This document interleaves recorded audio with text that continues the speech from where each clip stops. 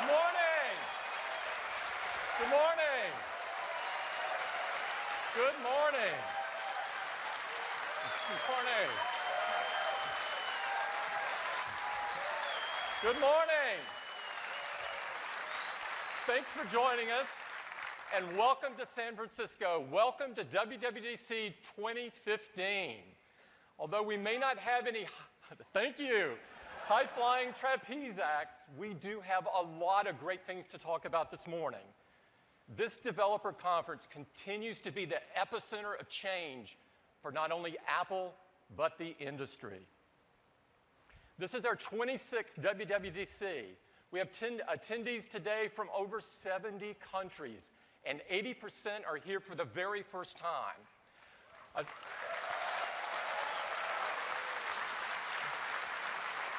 This is our most global conference ever. And a special shout out to our 350 scholarship winners.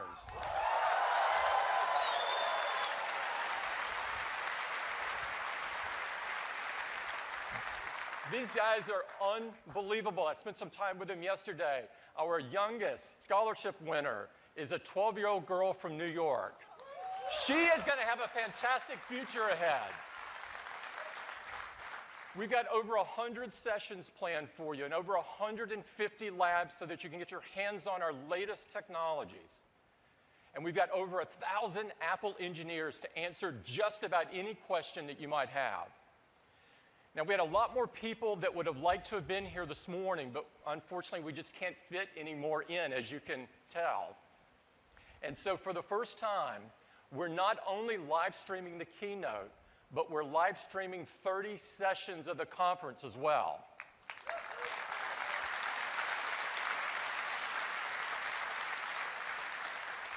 Now, before we get right to the show, I'd like to bring up something that I saw on the news just a few days ago. This is Brandon Moss of the Cleveland Indians, and he hit his 100th career home run last Tuesday. Obviously, it's a huge milestone if you're a baseball player. Not a lot of people do this. And you can imagine how much that ball would mean to him to have it. But it turns out the ball was hit into the Indians' bullpen, and his teammates decided to play a bit of a prank on him. They decided to hold it for ransom. And this is the list of things they asked for: Apple Watches, iPads, MacBook Airs, iPhones.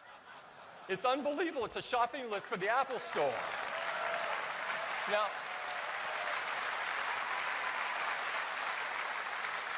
Brandon would have had to raid an Apple Store to get that ball back. That didn't seem quite right to us. And so what we're going to do is we're going to pay the ransom. And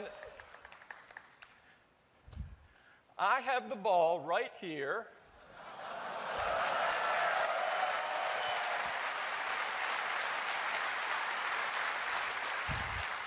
We're giving the ball to Brandon, and we're going to give everything his teammates asked for to them so everybody's happy. So congratulations, Brandon, on 100 home runs, and good luck on the next 100. Now, we've got a jam-packed morning for you. We're going to get started with OS X. We're bringing a whole bunch of new great capabilities to the Macintosh. And next, we've got a great update for iOS, the world's most advanced mobile operating system.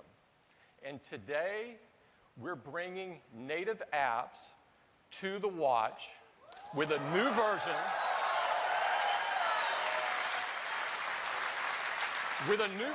of the watchOS, which gives the developers even more time to create even greater apps for the watch that will change the world. Now, all three of these ecosystems together provide incredible opportunities for developers and unbelievable possibilities for users. So we're very excited about this. There's a lot here, and so I'm going to dispense with my normal updates other than to tell you everything's going great. And I'd like to bring out my friend and colleague, Craig Federighi to take you through OS X and iOS. Craig. Thank you, Sam. Good morning. Wow. Hey, fantastic to be with you here at WWDC. The team has been doing some amazing work this year, and I'm thrilled to be able to share it with you today. We're going to start with OS X. Now, our current release, Yosemite, is a big, bold, beautiful release with a gorgeous new UI and breakthrough features like continuity that let you work across your devices like never before.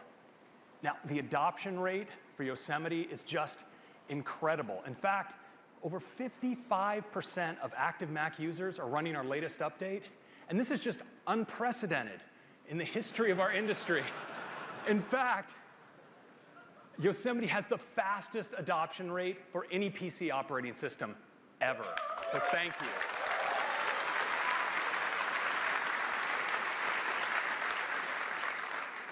So for our next big release of OS X, we knew we wanted to build on those strengths of Yosemite with some really great refinements and advances. The only real question, of course, was what to call it.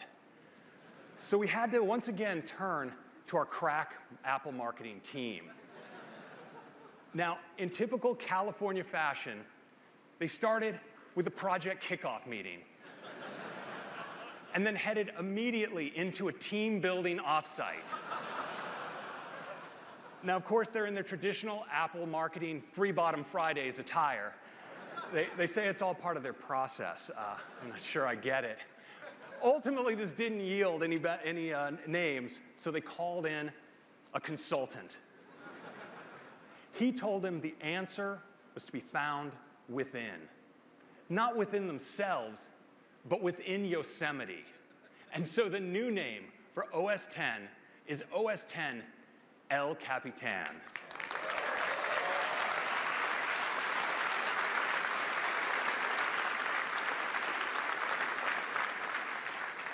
For El Capitan, we focused in two major areas: experience and performance.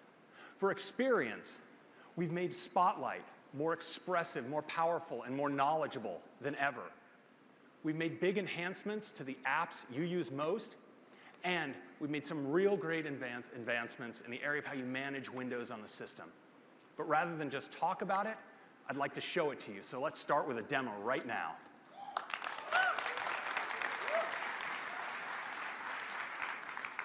Now, your first task, of course, in a demonstration or whenever you wake your Mac, is finding the cursor. And El Capitan makes this easier than ever. I just do that little shake we all normally do. And there it is. It comes right out to greet you. It's really handy. Now, we brought other great gestures to the system. I'm just going to go here and mail. I have a message here from Eddie. Looks like, well, now, that's a keeper. So I can actually mark it unread to keep it just by swiping two fingers across the trackpad, just like that. And this one I'd kind of like to delete, so I'm just going to swipe it away just like that. So some real nice little gestures. Let's move on now to Safari. Now in Safari, I have some sites that I like to keep around because I refer to them on and off throughout the day. And now, in Safari, I can pin those sites just like this. So I'm going to pin my Twitter site here. And of course, I've been following the Warriors. Go Warriors, we're going to get it done. Just like that. Now, pinned sites have a lot of special properties. For one, if I close this window and reopen it, you see that my pinned sites are all right there, and they load instantly. Now, pinned sites also behave differently when I follow links. So I'm just going to click on one here, and you notice it opens in a new tab, but my pinned site remains. Now I'm going to open up a couple of more links. Let's open up this one, and let's say this one. I'll take a quick look. This one looks like some kind of presentation video, and this one's about the Giants. But have you ever had this happen to you? You're like, where is this audio coming from? Well, now, with just a tap, you can mute it or find out where it came from and shut it down, just like that.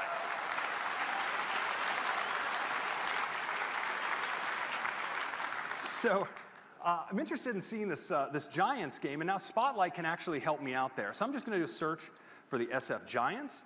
And we see right now I get current game scores, upcoming games. It looks like the game I want to go to is on Friday, so I can just search for weather on Friday. See, we get the weather, and can even resize the spotlight panel and move it around. I mean, there's innovation, huh? But I can also express myself in my own words in spotlight searches now. So I can do things like slides from Brian. You see I find those there, but how about slides from Brian about El Capitan? You see I find exactly what I'm looking for in my own words. Now, this works great in other apps as well. Let's try it out in Mail. So I've been really busy, of course, the last couple of days, and so I've been getting a little behind on my mail. And I want to see the messages that I've received from Phil, but that I haven't responded to yet. So I'm just going to say, mail I ignored from Phil. And there are a few, but I'll be getting back to him right after the show. So next, of course, it's great in the Finder as well. So if I wanted to look at documents that I was working on last year at this time, I might say something like documents I worked on last June. And I find exactly what I'm looking for. So this is really a great way to search.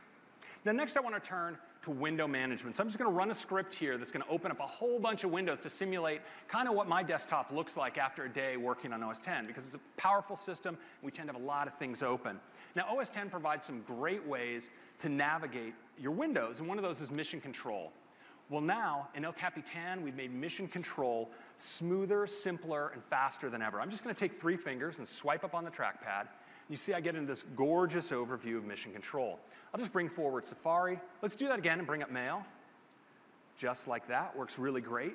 But of course, OS X provides great tools also to organize your windows, and one of those is full screen. I'm just going to take this window here, full screen, and I'm going to reply. Looks like there's a message here from Eddie. He says that sorry about bailing on the team dinner last night. He was apparently prepping for the keynote, so that's understandable.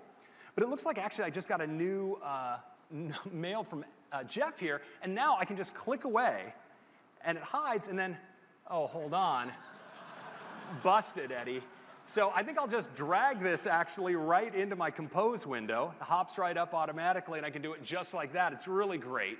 And I can even open up tabs in Compose as well. It's really handy. So this is a great way now to work in full screen in Mail. Thank you.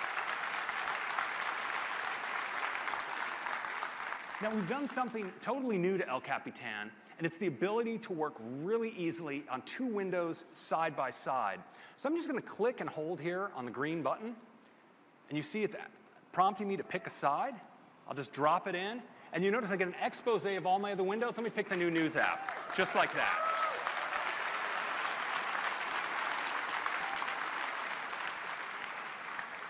Of course, I can resize this window to style it just the way I want. How about that blur? Again, innovation. So, great way to work. Here I can drag links, for instance, from Safari right in here. And you notice in the new Notes app, I get a beautiful graphical link that gives me a nice thumbnail that helps me identify what I dragged in there. I'm going to drag in some yurts. I think yurts, first time mentioned on the WWDC keynote stage, so there you go. We've got some yurts here. So great way to work split screen. But we've also provided a really easy way to move windows into their own desktops. So let me just take this window here. I'm just going to drag it up past the top of the screen and drop it in just like that. So easy. But I can also do this to take a window full screen. So let's take Photos, just drop it in right here. I took it full screen. And now check this out. I'm going to take Messages, drop it on Photos, and create a split view, just like that. Totally awesome. And that is a quick look at some improvements to the experience in El Capitan.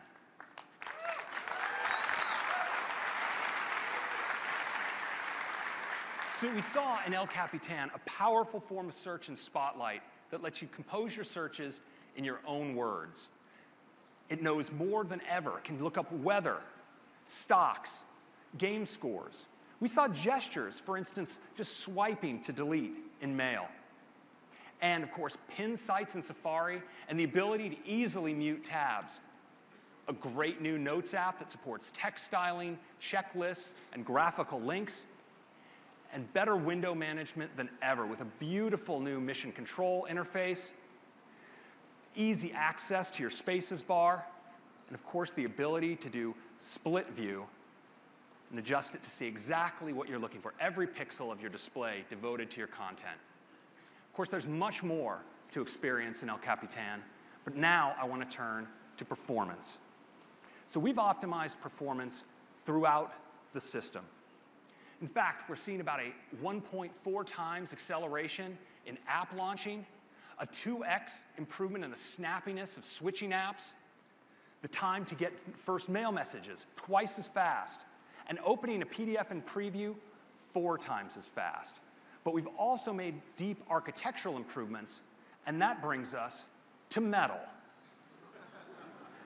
Last year, thank you, we introduced Metal at WWDC as a way to accelerate graphics in high-performance games. It takes the overhead out of OpenGL, providing a high-performance API that gives the game direct access to the power of the underlying graphics hardware. Well, this year, we're bringing Metal to the Mac. And we're doing more than that, because we're taking the graphics stacks on which apps on OS X are built, core animation and core graphics, and moving them from OpenGL to run natively on top of Metal, making everything you do faster. We're seeing 50% improvements in rendering performance and a 40% reduction in the amount of CPU necessary to do graphics.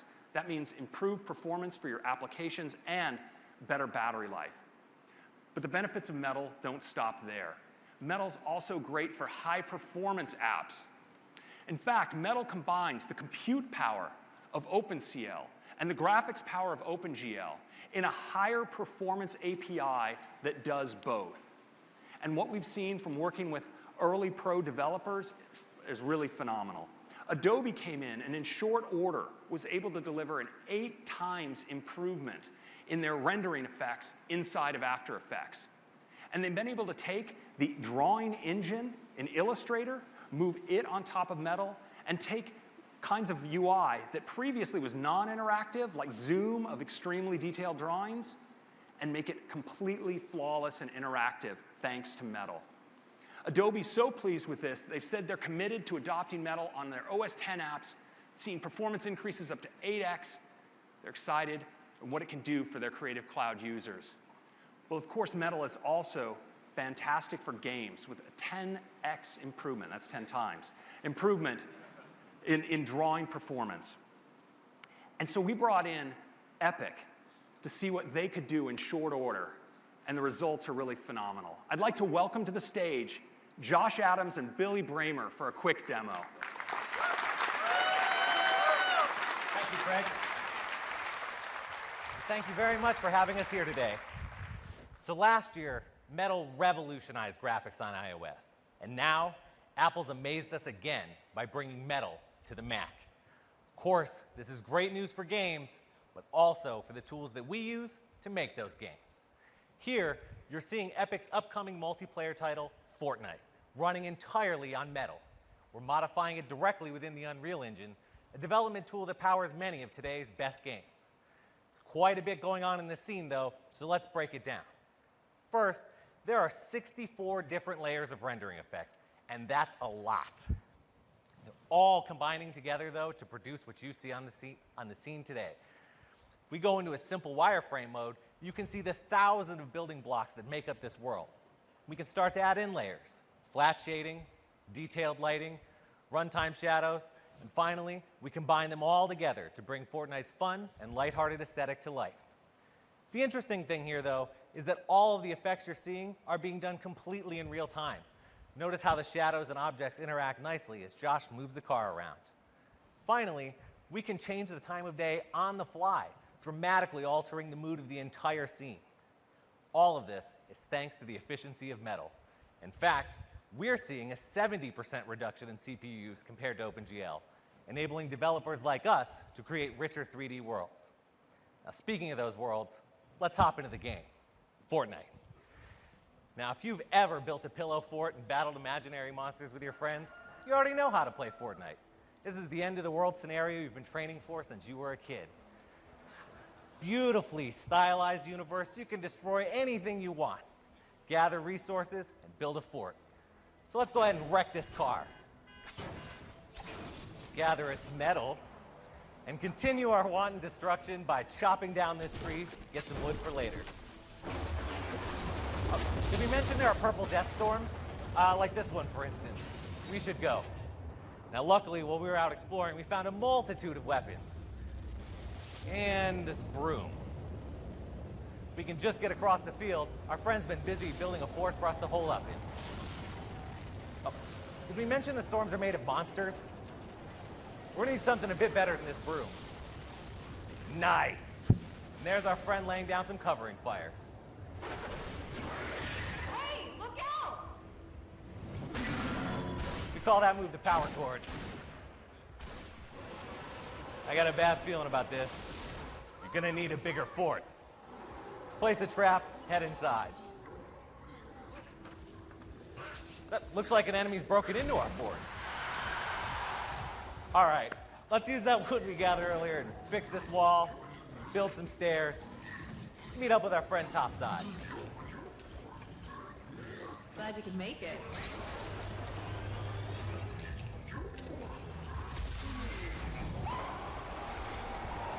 Whether you're a gamer or a game developer, Metal opens new possibilities for rich and engaging worlds.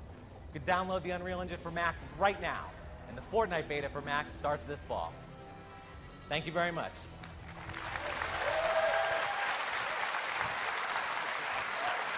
Thank you, guys. That was great. We've been totally impressed with what Epic has been able to accomplish in such a short time. And this is in part because the work they did to adopt Metal in their rendering engines for iOS immediately pays dividends on OS X. And we're seeing this with many other developers as well, who are bringing their gaming engines immediately to the Mac. And pro app makers are seeing the benefits of Metal as well. People like the Foundry and Autodesk. I think we're going to see pro users, gamers, and all of us benefiting from the performance advantages of Metal.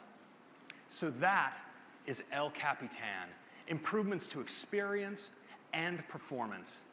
Now, El Capitan is available to all of you developers today.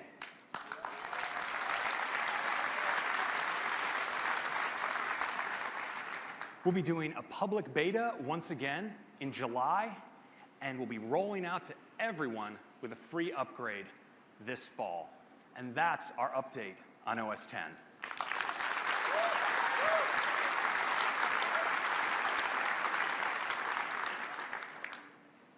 Next, you guessed it, iOS. Now, our current big release of iOS is iOS 8. And iOS 8 was a huge release with tons of new features for users and a phenomenal set of technologies that you developers have been able to use to deliver all new experiences to the platform. The upgrade rate for iOS has been fantastic. We have 83% of active iPhone users currently running the latest OS. And this is really important because it means not only are they getting the most recent features, but they're also up to date on all the security fixes, and you're able to know as a developer that you can target all the users with the latest and greatest APIs. And this is a benefit that actually remains really unique to iOS. Well, so as we look forward,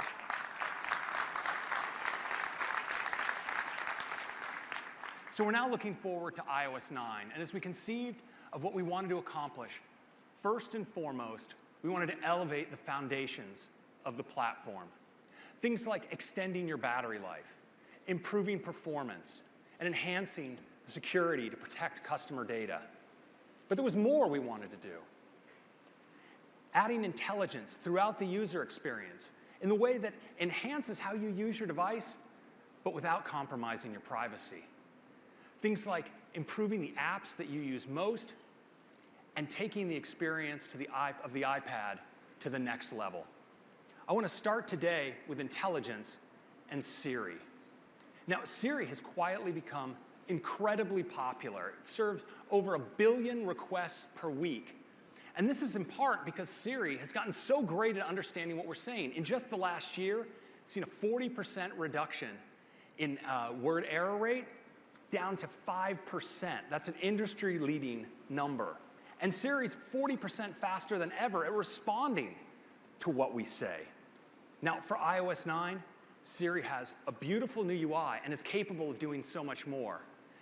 Things like show me photos from Utah last August can instantly show you the right photos from your photo library. And Siri's really great at taking reminders. Now you can ask Siri things like, remind me to grab my coffee off the roof of my car when I get in, because Siri knows now when you've gotten in the car. And of course, we often want to take reminders about things that we're looking at on our device, some content inside of an app, maybe a Safari.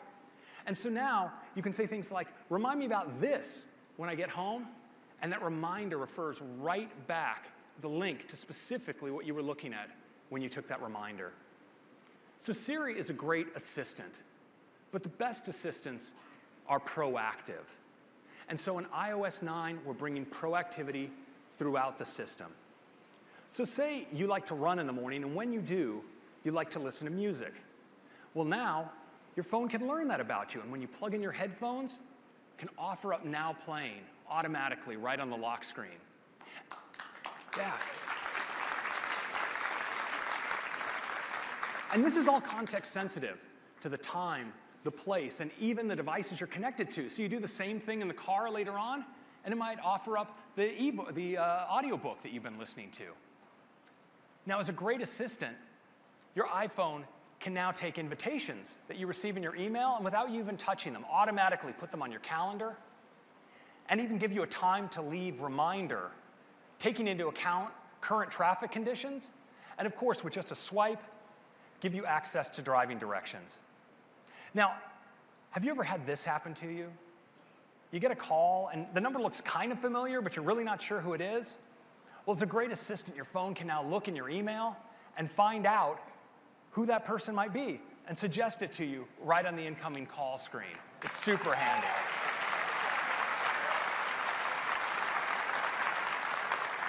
Now, this kind of proactivity is also great when it comes to search.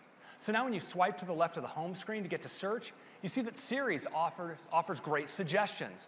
Things like the people that you might want to contact now based on your upcoming meetings and your communication patterns, the apps that you might want to launch based, for instance, on what you just downloaded from the App Store and haven't yet tried out, or apps that you tend to use this time of day. And also, easy one-tap links to locations that are relevant nearby, and even breaking news. And when it comes to search, we also know more than ever before.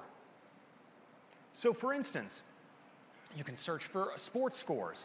And we now support video search of popular video sites like Vivo, Vimeo, YouTube, and the iTunes Store, and have these great descriptive cards with a play button so you can play directly from your search result. But most importantly, we now have an API for search.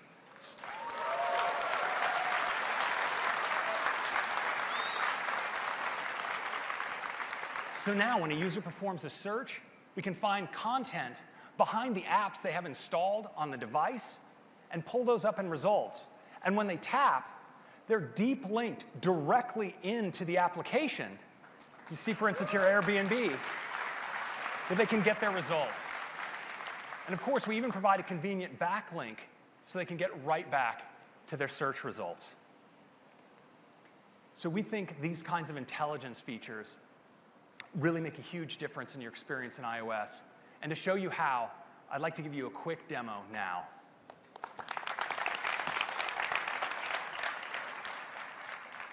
So I want to take you through a day in the life with iOS 9. And we're going to start with a typical day for me today. And we're going to start in my bedroom when I woke up in the morning. And you'll notice, because my phone knows that in the morning I like to meditate, that it's offered me a meditation app right here in the bottom left of the screen. So I can just swipe up from the bottom left, and I'm taken right in to meditate. This is so serene. Oh, well, it looks like I got an email, a message here from Phil. So Phil says that he's putting together the invite for tonight's big karaoke potluck, and can I still pick up this super awesome karaoke machine? Well, you know, Siri actually, when I take reminders, is able to link me right back to what I'm looking for. So if I want to remember to pick this up, I can just say this to Siri. Remind me about this later today. And so Siri will put together a reminder, and you see the link right back to what I'm looking for. Well, I think after all, meditation isn't probably for me, so maybe I'll move on to exercise. So I'll head into the home gym here, and because my phone knows that when I'm in the home gym and I hook up headphones that I like to listen to music, watch what happens when I plug in the cord, my headphones. Jumps right in and offers me some energetic music. So let's all bust a move. Bust. I don't know what kind of exercise we're all doing here, but pretty good. Oh, looks like actually I've got that invitation that Phil was going to send me. So now normally I'd have to actually go into mail, look at the time, put this on my calendar, but in fact my phone has automatically done that for me. Let me just swipe down here into Notification Center, and we'll look at my calendar for the day. And you notice that automatically it's already been added right there. Now, if we look at the rest of my day, up ahead, I have my vocal warm-ups, of course, for the karaoke performance, and then WWDC. So looks like I have a little bit of time to prepare my dish for the big potluck. So I'm going to head into the kitchen now, and let's just swipe in. Now, when I'm looking for recipes, for instance, I like to go into search. So let's just swipe over into search, and we see that Siri actually has already, before I've typed a character, made suggestions for me for people I could contact, for instance, like Trent Reznor, my vocal coach. So I can just tap, and here I can call Trent up, and he can help me tap into my inner pain and rage that allows me to fuel my vocal performances. I actually haven't been able to find the pain and rage, to tell the truth be told. But also, we have all these great apps I can run, and locations nearby. For instance, because it's morning, you see coffee and tea and breakfast places are suggested, as well as news. But in this case, I actually want to do a search. So I have some potatoes I think I could make use of in this recipe. So let's just search for potato. And here you notice I'm getting search results right from Yumly. So let me tap into Yumly, and you see I'm deep linked directly in, so I get the great view provided by that application. Now, potato chips aren't exactly what I'm looking for, so I'm just going to hit the backlink here, and I can just browse directly in to another result, Canadian poutine. Now that looks like exactly what the doctor ordered. Yes. So let's take a look at the ingredients. Looks like 6 tablespoons of unsalted butter. I'm down with that. So I'm going to make at least a double batch. So I can just use search to actually search for, to do a conversion of tablespoons, figure out how much that is. So that actually is 3/4 of a cup. So I'm going to round up to an even quart and make myself some fine poutine. So search is really handy, but Siri is also great at search. So I want to jump forward to later today when I think I'll be reminiscing about WWDC's past. And I can ask Siri to help me with that. Show my photos from last June in San Francisco. Oh yeah, this is great. All these photos from WWDC. And you notice now Photos in iOS 9 has this great scrubber bar down at the bottom. So I can easily slide through photos super quickly, just like this. Let's see, oh boy, now we're into the karaoke night. Oh, this is some fine stuff. Phil really does an awesome Viking crooner. This is good stuff. But of course, the king of karaoke, Eddie Q. In fact, when I want to get really pumped up and inspired for karaoke night, I like to turn to my Eddie karaoke album. So let's do that now. Show my karaoke photos of Eddie.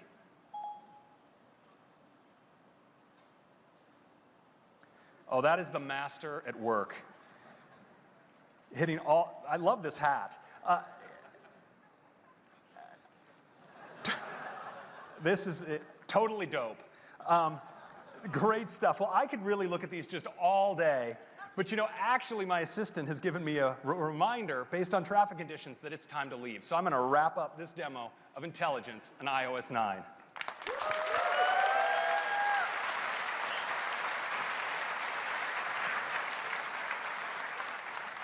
So you've seen how we've been able to bring intelligence throughout the experience in iOS 9, but we do it in a way that does not compromise your privacy. We don't mine your email, your photos, or your contacts in the cloud to learn things about you. We honestly just don't want to know. All of this is done on device, and it stays on device, under your control.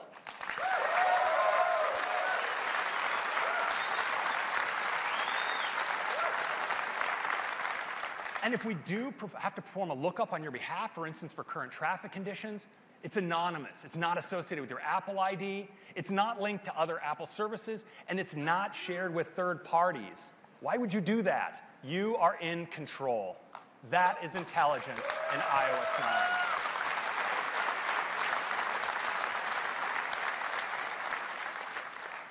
9. Next, let's turn to Apple Pay.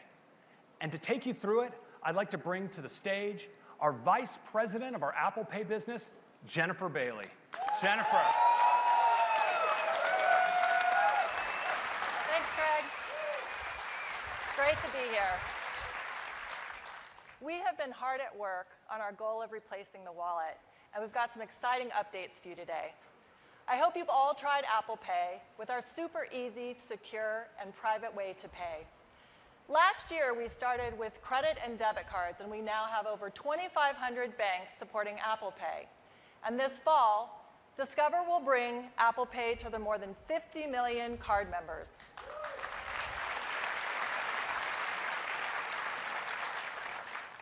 Popular merchants are also expanding their acceptance for Apple Pay, including great retailers who will be supporting Apple Pay this year, including Trader Joe's, Baskin-Robbins, and JCPenney's. These incredible brands join a great list of the biggest and best merchants supporting Apple Pay since our launch in October. And for you basketball fans, if you're lucky enough to have finals tickets, you'll be able to pay for all your team logo wear at both arenas using Apple Pay.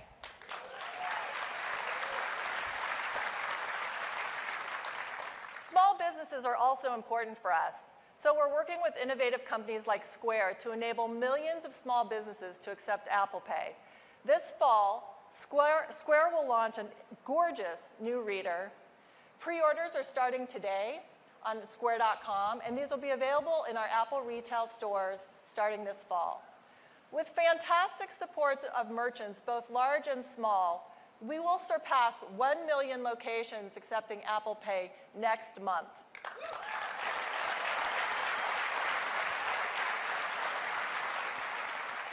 And thanks to our amazing developers, we have great momentum within apps as well.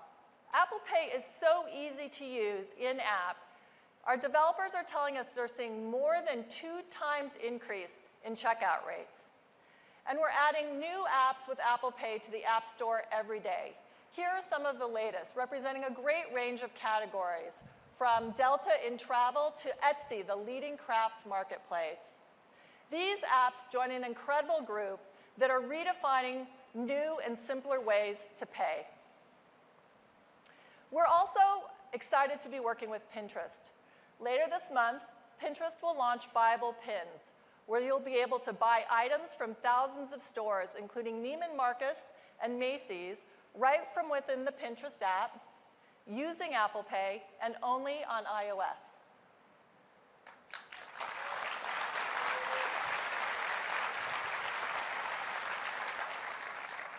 With the great momentum of Apple Pay in the US, we are now excited to announce that we're bringing Apple Pay to the UK.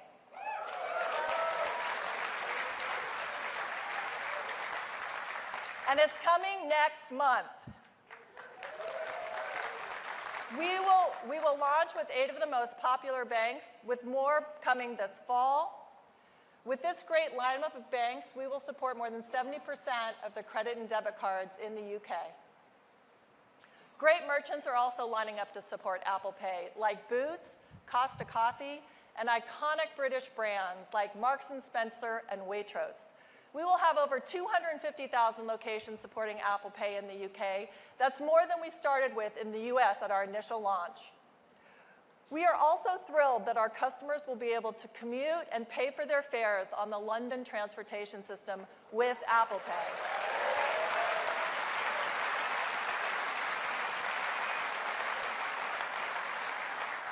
So that's Apple Pay coming to the UK. Now let's talk about some of the new features that we're adding in iOS 9. First, you'll be able to add your store, credit, and debit cards. Store cards offer unique membership benefits, and leading retailers like Kohl's, JCPenney, and BJ's will be the first to offer their cards on Apple Pay. We will also add loyalty and rewards cards, also with a great lineup of merchants. Kohl's will bring Yes to You program, Walgreens, their Balance Rewards card, and for you coffee and donut lovers, Dunkin' Donuts will bring Apple Pay to DD Perks to their stores beginning this fall.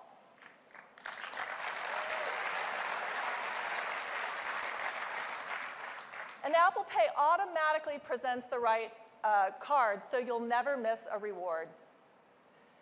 With the expansion of Apple Pay and the new types of cards, we've decided it's time to rename Passbook to Wallet.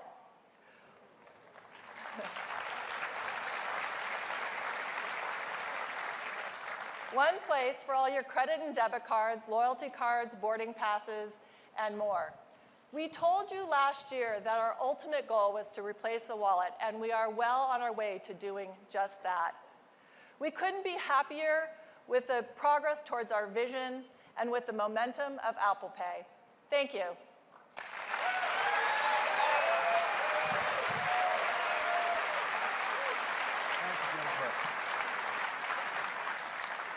So that's Apple Pay. Let's turn now to our enhancements to the apps you use most. And we're going to start with Notes. Notes is used regularly by about half of our users on iPhone. And for iOS 9, we have some really great enhancements. It starts with how you work with simple text. So now, Notes provides a really handy toolbar with formatting options. So it's easy, for instance, to create titles, heading styles, numbered lists. But of course, we all like to create checklists in our notes. And so Notes makes that really easy. And of course, you can just check off your items with just a tap. Now, because a picture is worth 1,000 words, we make it easy to get at your camera and your camera roll and put photos directly in your notes. We're also providing a great new way to capture your ideas by just drawing with your finger. We provide some great drawing tools. You can make sketches with these tools and drop them right inside your note.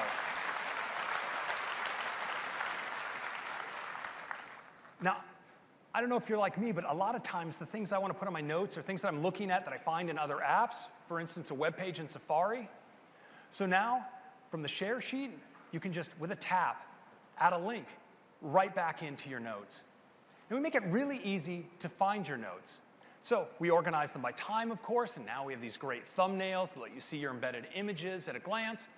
But we also provide this cool new attachments view that shows you all of your photos, your maps links, your website links, and when you tap, you can get right back to the note where they came from. Now, Notes is great on iPhone, on iPad, and of course on the Mac as well, and all of your content is kept up to date across all of your devices via iCloud. That's a quick update to Notes.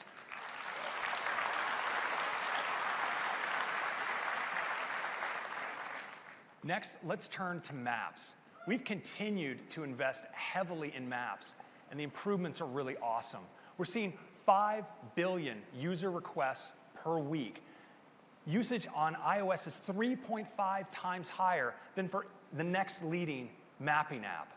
Now, Maps, of course, historically have been focused on drivers. They emphasize things like freeways and roads. But we know for a lot of our iOS users, they're mostly focused on public transit. And so now we've created a great map just for them. Yes, it's transit. With transit, we provide a map that emphasizes all of the different transit lines, buses and trains, subway stations, and so forth. And when you tap on a station, you get to see all the lines that run through it with their departure times. And we do multimodal routing, using whether you're taking a train, a subway, a bus, or a ferry. And we provide step-by-step directions, including time for walking directions. But we've taken special care to get the details right, the ones that matter with transit. For instance, if you take a subway station, like this one in Columbus Circle in New York, it's not just a point on a map. If you look closer, it's actually an enormous underground structure spanning many city blocks. And so we carefully surveyed all of the entrances and exits so that we could give you walking directions based on the time to travel from where you actually are.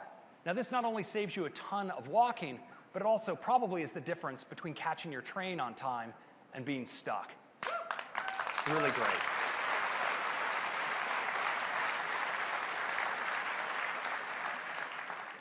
Now, we've taught Siri all about transit, so it's effortless to ask Siri for directions. And we're going to be rolling maps out, transit, starting with these cities across the world, and with these and 300 more in China.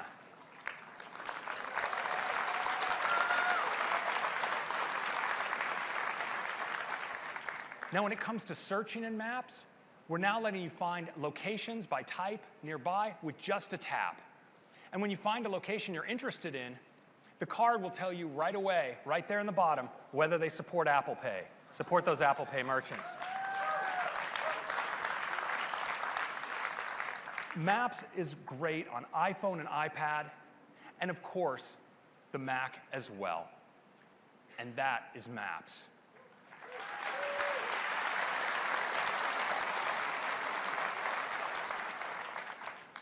The apps that we've chosen to build in to iOS are there because they represent fundamental experiences to living on a mobile device. And there's been one that we've been wanting to do for years, something that so many of us find ourselves wanting to do every day on our device. And so today, I'm pleased to announce that we're introducing a new application, and it's called News. News is beautiful content from the world's greatest sources, personalized for you. Now, here's an article in News. It's absolutely stunning. Now, publishers can easily create beautiful content using gorgeous imagery, custom layout, and rich typography. But News is also interactive. And so to give you a look at News in action, I'd like to invite to the stage our Vice President of Application Product Management, Susan Prescott. Susan.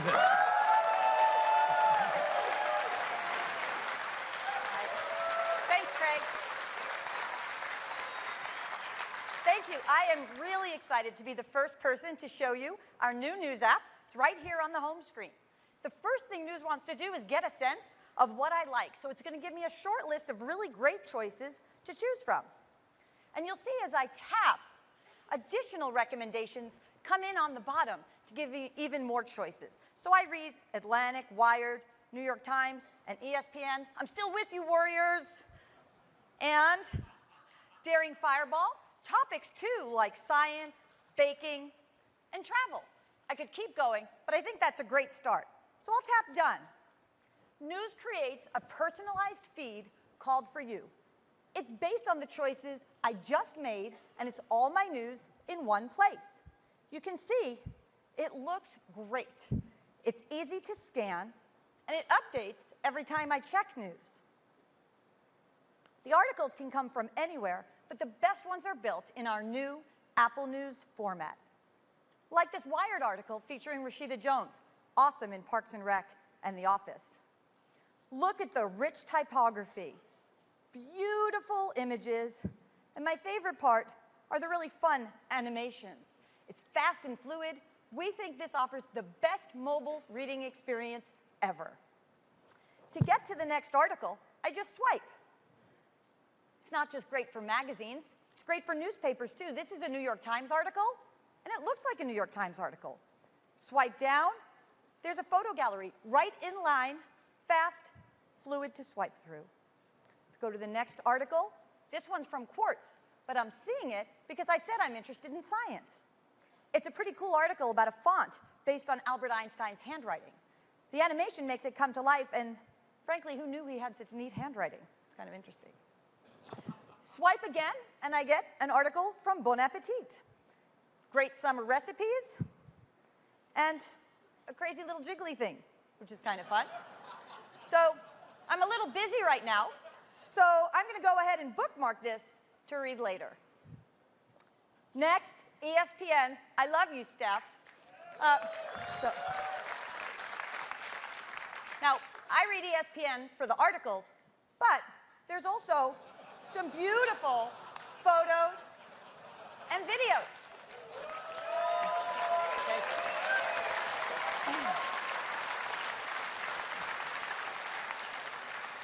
Some photos and videos built in. Not so much last night. Let's see if Steph can make this one. Pretty good shooter when I was a kid. Swish! All right. Taking that He's going to be national there team. for us next game. In addition, data and stats are part of what's fun about sports, so of course, rich infographics can be part of it. I'm going to swipe back to For You. Now, news is smart, so the more I read, the better it gets at showing me stories I'm interested in. But what if I want to discover something new? Well, I can tap here in the bottom on Explore. And Explore, based on what I've read, will show me new publisher channels I might be interested in and suggested topics. Well, I love technology. I'm going to go ahead and follow that. But news keeps track of more than 1 million topics. So I can be much more specific about my interests. To do that, I can tap on search and type. I'm going to type Swift. And I get a number of hits, everything from Taylor Swift to what I was looking for, Apple's new programming language. So it's a beautiful feed, and what's really cool about this is there are powerful machine learning algorithms that analyze the contents of the articles to figure out which stories belong in which article. This looks like just what I was hoping for. I'm going to go ahead and add Swift to my favorites. So let's take a look at favorites. I'll tap down here. Favorites is where I can see everything I'm following, including Swift, which I just added.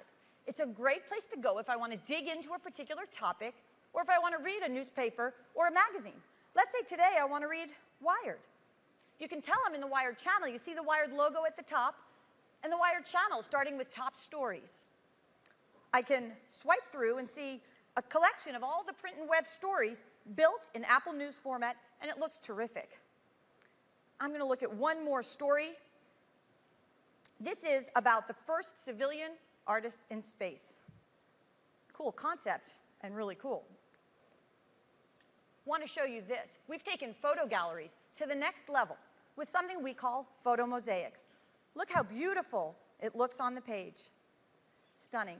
And, as you'd expect, I just tap to zoom in on the photos. It looks great. We think there's never been a more beautiful magazine reading experience, a mobile reading experience in general, and this is just one of many channels with beautiful stories built in Apple News format. That is a really quick look at news. We can't wait to get it in your hands. Thank you very much.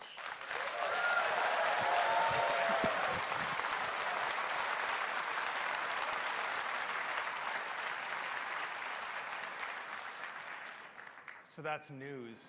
Stunning content, personalized for you, fantastic on iPad and on iPhone as well. And of course, unlike just about any other news aggregation service we're aware of on the planet, news is designed from the ground up with your privacy in mind. Now, we've worked with the leading publishers, like the New York Times, who'll be delivering 30 free articles daily to news users, and ESPN, who'll be bringing the depth and range of their phenomenal sports reporting, and Condé Nast, who are bringing content from 17 of their magazines like Vanity Fair, Vogue, GQ, Wired, and Bon Appetit. And they'll be joined by many, many others, read by millions of users daily. But now, news isn't just for the media titans. Great content comes from all kinds of sources, and we want them all in news. So whether it's a local newspaper, a blog, or a special interest publication, they'll all be here. We'll be rolling out news starting in the United States, the UK, and Australia. We think you're really going to like it.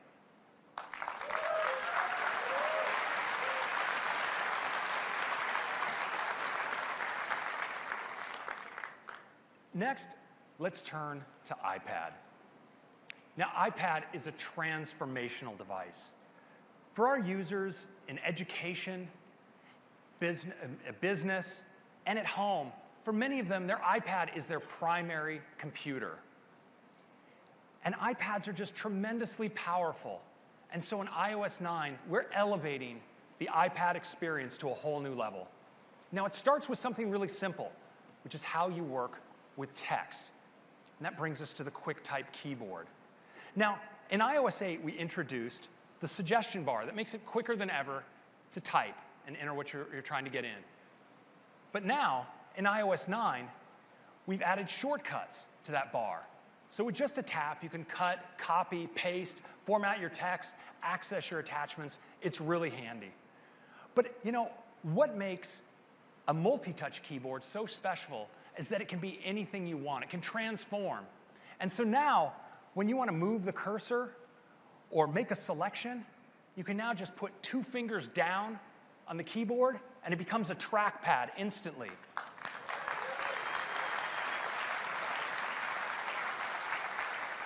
You can move the cursor.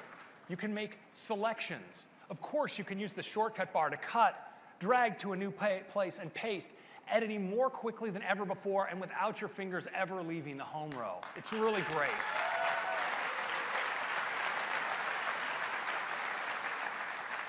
And if you do occasionally want to hook a physical keyboard to your iPad as well, we've made that better than ever. We provide a way to discover all of the shortcuts that can accelerate your operations in the applications using the keyboard. And we provided shortcuts for app switching. This might look familiar to some of you, as well as to searching in Spotlight. So that's QuickType. But now I want to turn to the big one, and that's multitasking.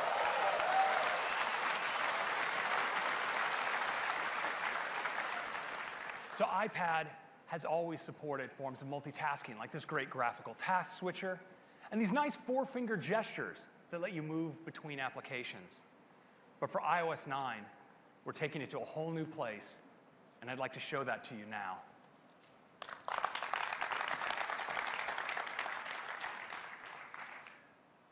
So let's start here on my iPad. And what I'm going to do first is double tap on the home button, and you'll see our new task switcher. It's really gorgeous. Big, full screen previews of all the apps. Just move right into Safari like this. But of course, often when I'm in an app like Safari, I just want to quickly check my messages. So now, with just a single finger swipe from the side, I can slide it right in with what we call slide over. And of course, it's fully interactive right here. I can take a look, maybe type a response, put it right back. I'm back in Safari. You do that again. Now from the top, I can pull down and bring in other applications. So let's bring in Calendar. Of course, fully interactive, so I can tap into another day. Let's bring in another app. I'm going to bring in the new Notes app, just like that. Now, sometimes, of course, I want to stay working in Notes and Safari, both at the same time, so I can just tap here on the divider, and now I'm in split view. They're both completely active. In fact, for the first time ever, multi-app, multi-touch. I can move them both at the same time.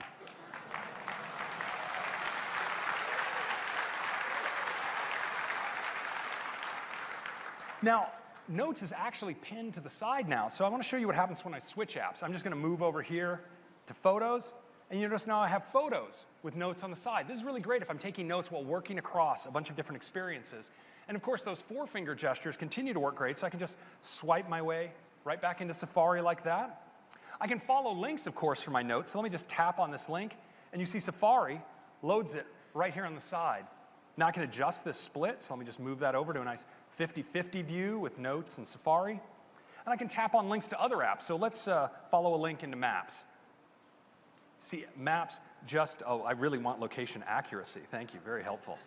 So slides right in and shows me the location. I can follow another link, and you see Maps adjusts. I'm able to just stay focused right here in these 2 apps side by side. And let's say I want to now work on Notes full screen. I can just pull right across like that, and I'm in full screen Notes.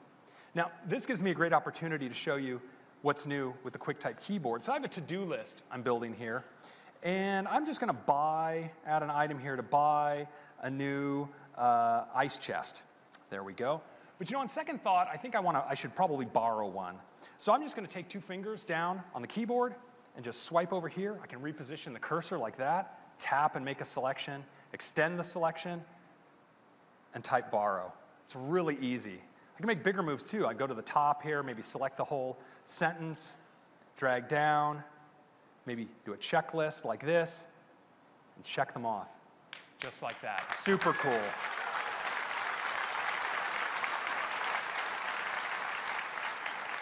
Next, I want to show you multitasking in the context of something I think we all do quite a bit on our iPads, which is not that, which is watching ESPN. So let's bring up a video. I'm going to play right here. Now, often when I'm watching a video, I may decide I want to look something up or check something or maybe even get a notification. And I want you to watch what happens when I tap. Watch the video. Now I have picture-in-picture.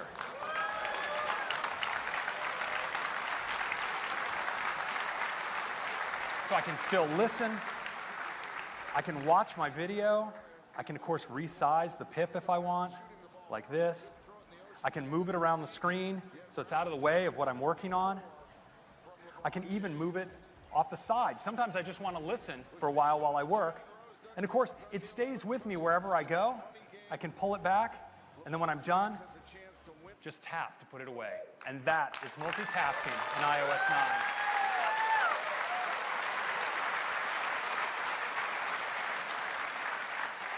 So iOS 9 delivers this great app switcher, and of course, that's available on iPhone as well. On iPad, we have slide over, so you can bring apps in from the side. You can tap and enter split view for simultaneous live 2 apps up. And of course, picture-in-picture. Now, we provide developer APIs to let your apps work this way. And the good news is that you've already done most of that work. Because if you've adopted auto layout and size classes to work great on the iPhone 6 and 6 Plus, well, that carries over just like this onto iPad. Twitter came in and was able to do it just in minutes. It was really incredible. Now, slide over is available for the iPad Air, Air 2, Mini 2, and Mini 3, as is picture-in-picture. And our most powerful split view is available on our most powerful iPad, the iPad Air 2. That's multitasking.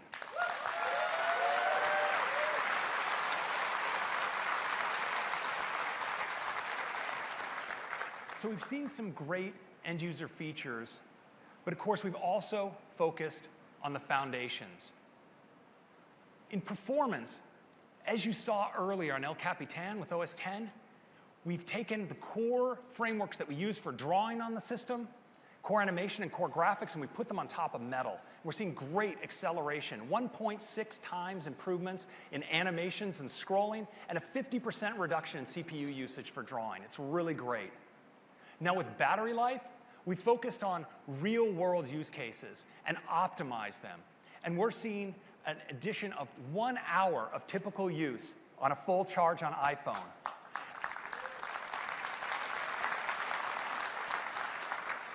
Now, we know that for a lot of you, if you're running low on power, you start searching all over for switches and turning off features in the hope of extending your battery life a little bit further. Well, now, in iOS 9, we give you a single switch to enter what we call low power mode. And it pulls levers that you didn't even know existed and is able to extend battery life for an additional 3 hours of typical use on top of that additional hour. It's really great.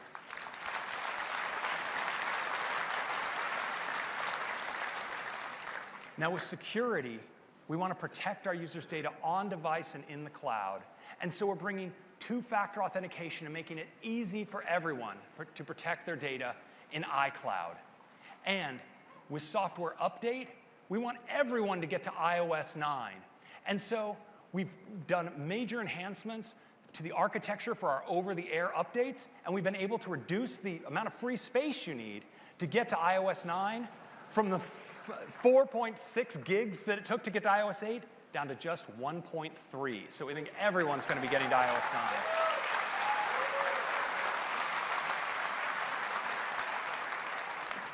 So iOS 9, intelligence throughout the system, Apple Pay, enhancements to really popular apps like Notes and Maps, an all-new News app, and incredible features now for iPad with multitasking and QuickType, and of course, enhancements to the foundations.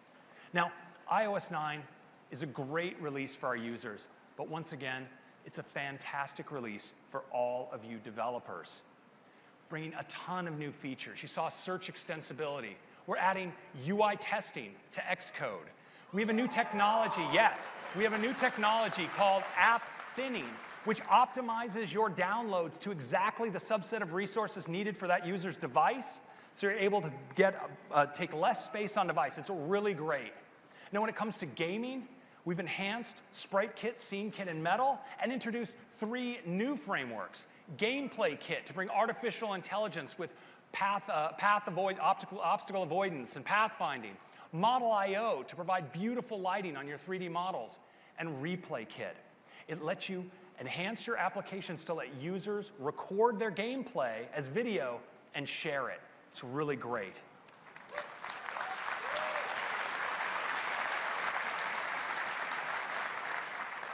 Now, Health Kit has been on fire, and so we've continued, well, we added water, actually, to Health Kit. We're not trying to put out the fire. Health Kit, we're adding lots of additional health metrics to be tracked. For instance, hydration, UV exposure, and reproductive health. Now, HomeKit has been taking off with manufacturers introducing HomeKit peripherals to the market now in areas like thermometers, locks, and lights. And now, in iOS 9, we're adding support for window shades, sensors of all kinds. For instance, carbon monoxide sensors, motion sensors, and we're adding support for security systems as well. But perhaps most importantly, we're allowing you to access your home remotely and securely via iCloud. So no matter where you are, you can control all of your HomeKit devices.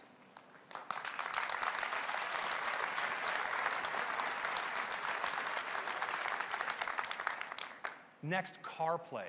So CarPlay supports audio apps, and now in iOS 9, it also supports apps by the automaker to control things in your own car without leaving the CarPlay experience. And CarPlay supporting more kinds of screens, wider aspect ratios, high DPI. But most significantly with CarPlay, we're pulling the cord. In future cars, you'll be able to get in your car without taking your phone out of your bag or out of your pocket and start experiencing CarPlay effortlessly. It's going to be really great.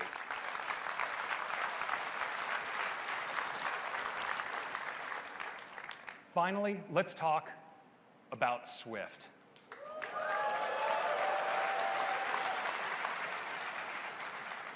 You all know that the growth that Swift has been experiencing is just unprecedented, and we've all seen it with the flood of applications coming into the App Store. Well, now we're stepping on the gas this year with Swift 2. Now, Swift was designed from the beginning to be fast, and we've continued to roll out targeted optimizations all year long. And now with Swift 2, we have an all-new optimization technology that's especially great for complex applications and object-oriented programming that we call whole module optimization, and the results are really fantastic.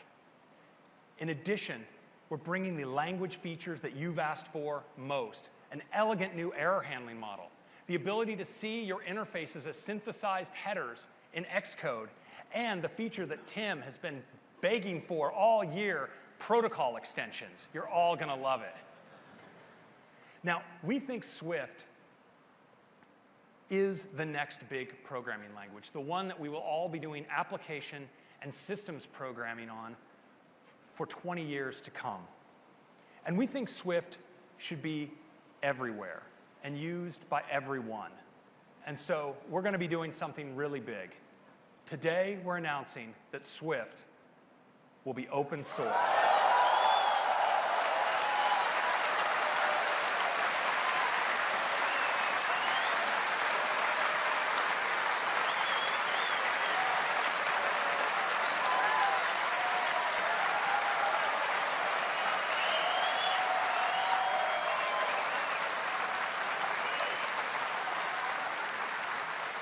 We will be rolling out the compiler and the standard libraries for iOS, OS X, and Linux.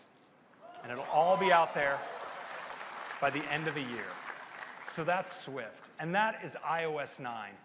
We're doing a developer beta, you guessed it, today, and for the first time for a major iOS release, a public beta. So sign up now at beta.apple.com, and you can get the beta when it comes out in July. And of course, we'll be rolling it out as a free upgrade in the fall.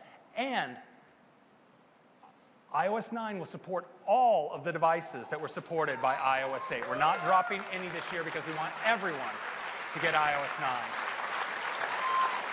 That's iOS 9. I really appreciate your time. Have a fantastic conference. Thank you.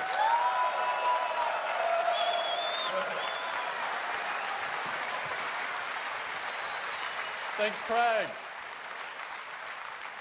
iOS just keeps getting better and better for many hundreds of millions of users. And iOS 9 takes it to an even greater level with incredible new apps and intelligence built right into iOS. And as an avid iPad user, I'm also incredibly excited about how far it extends the iPad experience as we continue to lead in the post-PC era. And with El Capitan, we've created a new version of OS X that dramatically improves the experience and the user experience and the performance of the Macintosh. And of course, Swift. You've just heard. Swift provides a single language for you to create apps for both OS X and iOS. There's really so many possibilities for you to use these platforms and these tools to create unbelievable apps that will impact business and healthcare and education and really everything in our lives. There's seemingly no limit to what you can do. And of course, underpinning this, the App Store is very key. It's hard to believe that the App Store was launched only 7 years ago. It's hard to remember a day without it. Now, I'm happy to announce that the App Store recently passed a major milestone. The App Store has passed 100 billion apps downloaded.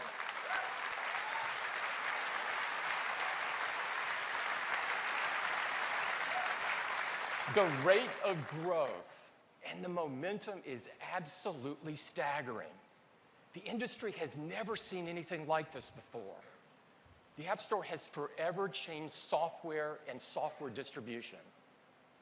And it's also been an economic boon. We've now paid out $30 billion to developers.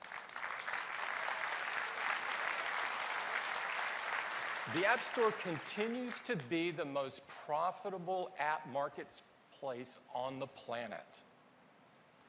Now, we could not be more proud of the work that you are doing. More and more, developers are transforming, empowering, and reimagining the very important things that we do in our daily lives. And we've made a video about your incredible impact and just how far you've come in such a short period of time. And I'd love to run it for you now.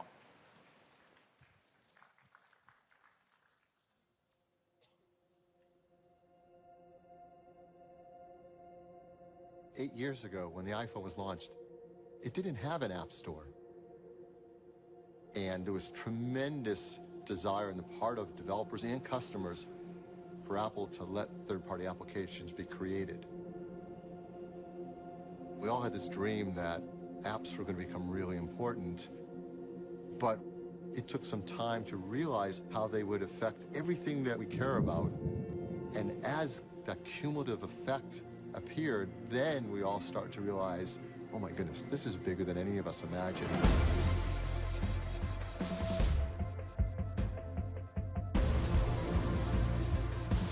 Apps plus handheld devices, I think that's a watershed moment in civilization. I put it up there with the invention of the microscope and the telescope. Here we live in a time where the most powerful tools ever imagined to investigate and probe our world are in the hand of essentially everyone. If you think the Industrial Revolution was transformational, the App Store is way bigger. I don't think we've seen anything reach a mass adoption at anything close to this pace. It took, for example, electricity over 100 years to get to its first 50 million users. It took television 13 years, and the App Store got to 50 million users in only 17 months.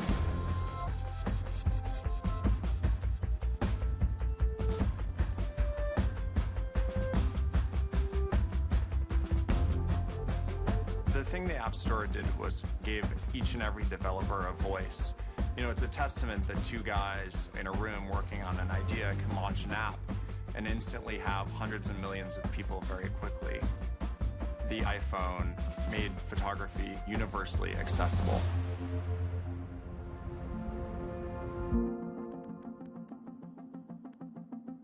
I cannot think of a single industry that doesn't need an app. People want data at their fingertips. They want personalized experiences. They want power over their money. And it's not just for banking, it's for every industry. The App Store has fundamentally shifted how we all need to deliver. It's leveling the playing field. We don't have to own things. We don't have to own our own cars. We don't have to own our own music. We can call it up when we need it. That's a big change, all flowing from the idea of not just convenience, but people building up an infrastructure around that. We're now talking not about hundreds of people getting the benefits of an idea, but millions.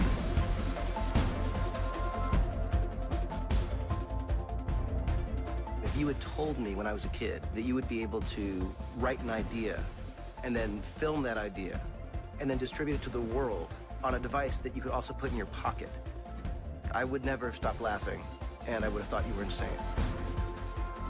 The App Store gives everyone access to incredibly powerful tools, and there's an incredible generation of filmmakers and storytellers to come.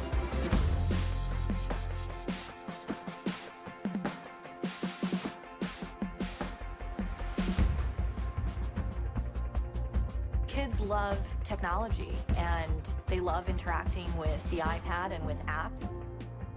That wonder and awe that gets ignited is actually being utilized to help that person learn. Certainly in education, there's so much potential to take the classroom with you anywhere.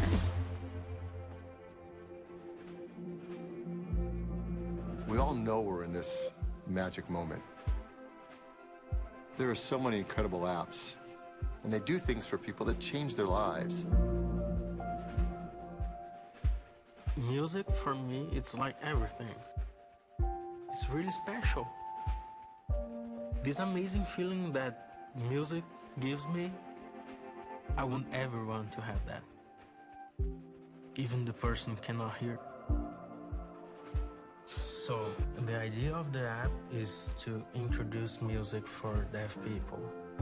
I'm going to put this in your wrist, so if you play, you can feel the vibrations. Did you feel that, Rob? It's so cool. Okay. My dream is to bring music to everyone.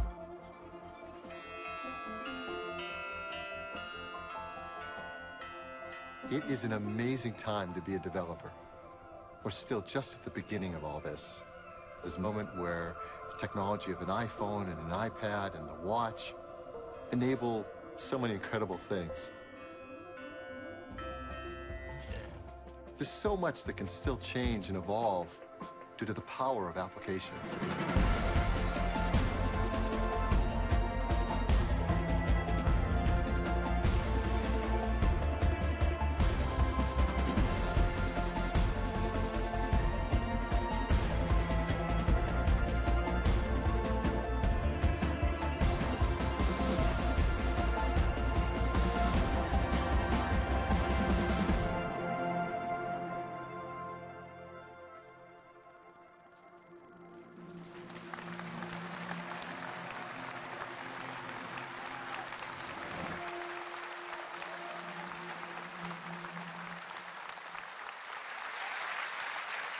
On behalf of everyone at Apple, we want to thank the developer community for everything that you've done. Thank you.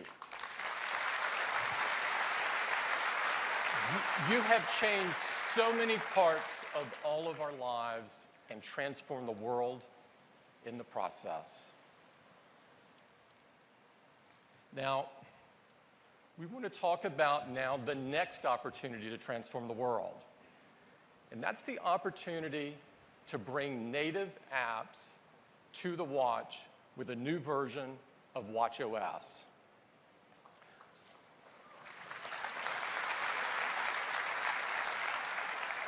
For us, this is a giant moment.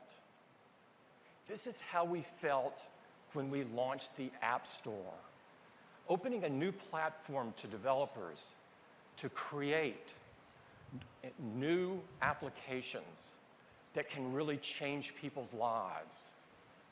We really believe deeply in this space. We believe in technology designed for the wrist. And we believe by opening up the platform that you will create new and powerful uses that today we can only begin to imagine. We began making the Apple Watch available just 6 weeks ago. And it's pretty amazing that today we're already talking about the next version of the watchOS. This new version will have great new capabilities, and it will bring native apps right to your wrist. To tell you all about it, I'd like to invite up my friend and colleague, Kevin Lynch. Kevin?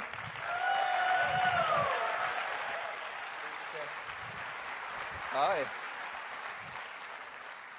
So we're moving really fast on watchOS, and I'm super excited to talk with you about the enhancements that are coming in watchOS, as well as the powerful new abilities for app development.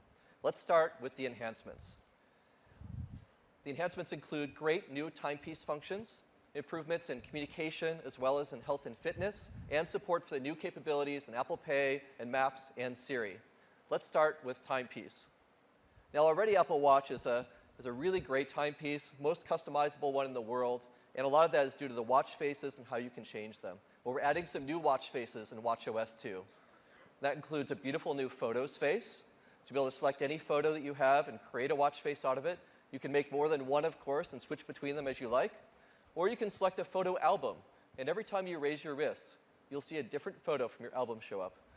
It's a great way of seeing your photos throughout the day. Now, we went a little further with this, and we shot some photos ourselves. So we did some time-lapse photography in some beautiful locations around the world. And the way this works is when you raise your wrist, you'll see this 24-hour shoot that we've done in different locations. And it will be your current time there. So if it's noon, you'll see noon in London. If it's at night, you'll see Big Ben all lit up. And we've done this not only for London, but some other locations too. You can choose from Hong Kong, Mac Lake, which is a beautiful place in the Sierras, as well as New York and Shanghai and London. So a great way of seeing some really beautiful imagery, both your own and these time-lapse images on your wrist. Now, you can customize your watch with these images, but you can also choose to show the information that you like on your watch face with something in traditional watch terms is called complications. Now, with watchOS 2, we're really excited to enable app developers to make your own complications.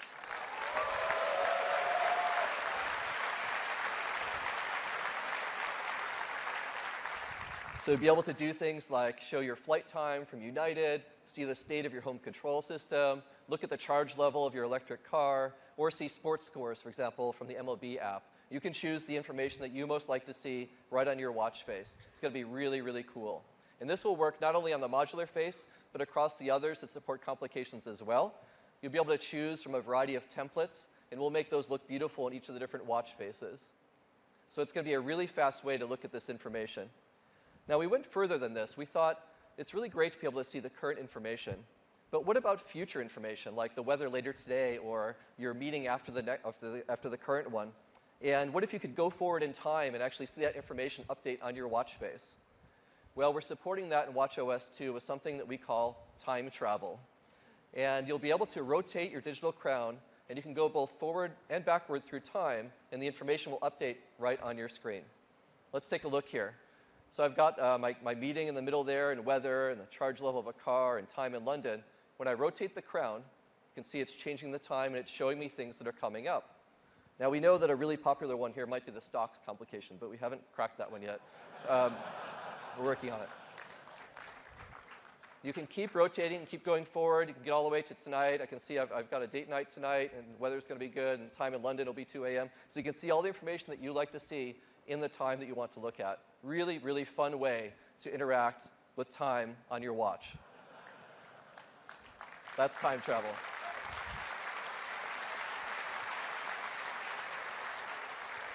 Now, we also thought, what would be a great experience for the watch when it's on your nightstand and charging? Well, we've come up with a new user interface for this in watchOS 2 called Nightstand Mode.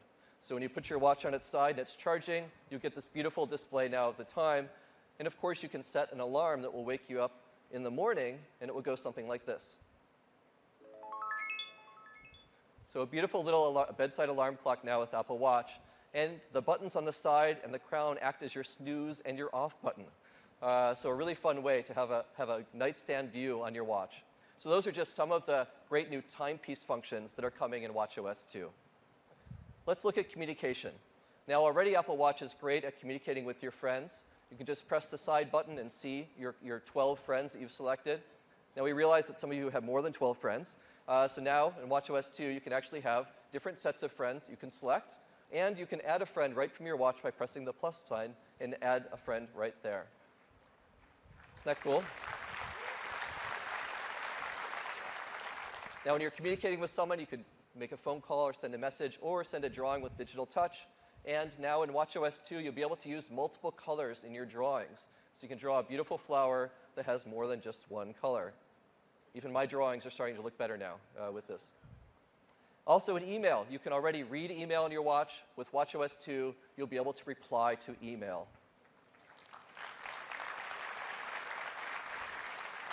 And with the phone, you can already take phone calls on your watch. We're now going to support FaceTime audio, so you'll get really high fidelity calls right in your wrist.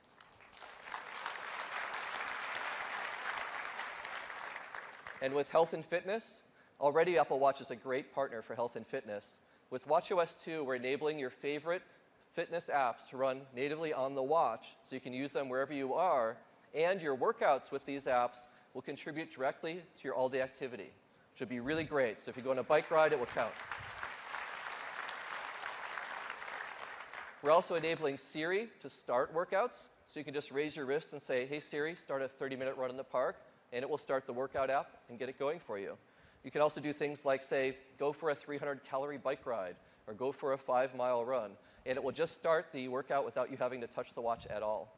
And when you achieve something, there's some beautiful new achievements that you'll see that look like this. They spin right in, they're beautiful, you can play with them in 3D on your watch, and they're engraved on the back now with your name. And you can share these with people over messages or Facebook or Twitter. Really cool health and fitness. With Apple Pay, you saw some of the great new support we're bringing for store cards and rewards cards. We're supporting that in the watch, so you can select a store card and use it right in your watch at a merchant terminal just by waving it in front of the store stand there.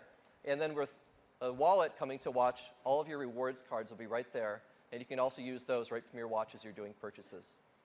With transit, we're supporting, of course, the mass transit capabilities and maps now, so you'll be able to see the transit lines on your wrist. You can actually see the departure times for different stations you're near. And when you're navigating, you'll get step-by-step directions about getting through the different mass transit that you use. With Siri, we're continuing to add new domains for Siri. In watchOS 2, we're enabling Siri to get you mass transit directions, like bus directions to the ferry building, which will look like this, and you can just start navigating. Or you can control things in your home with Siri. So you can say things like, hey Siri, set the dinner scene, and it will talk to any HomeKit-enabled devices in your house and set the lights just how you want them. Is that cool? It's going to be great. Another great thing is you can actually ask for any of the glances you have. So you can say, hey Siri, show me the Instagram glance, and it will show up right in your watch face. And this could be a glance you don't even have currently selected. It's a great way to show information from third-party apps right there in Siri. So those are just some of the highlights of what's coming in watchOS 2. We think it's going to be a really, really great update to the watch. Now that's not all. We also, of course, focused on what we can do for developers. And already, out of the gate on day one, you could build apps for Apple Watch using something called WatchKit. And that has enabled over many thousands of apps now to be created for Apple Watch. And these apps today function by relying on your phone. So you might have, for example, an app on your watch, and the user interface runs on your phone, and the user interface is on your watch, but all the logic for your app today runs on your phone. Well, with native apps, you'll be able to actually move that logic to the watch, so both the UI and the logic are there, all run locally, performance will be great, responsiveness will be great. It's going to be a great new frontier for apps on Apple Watch with native app support.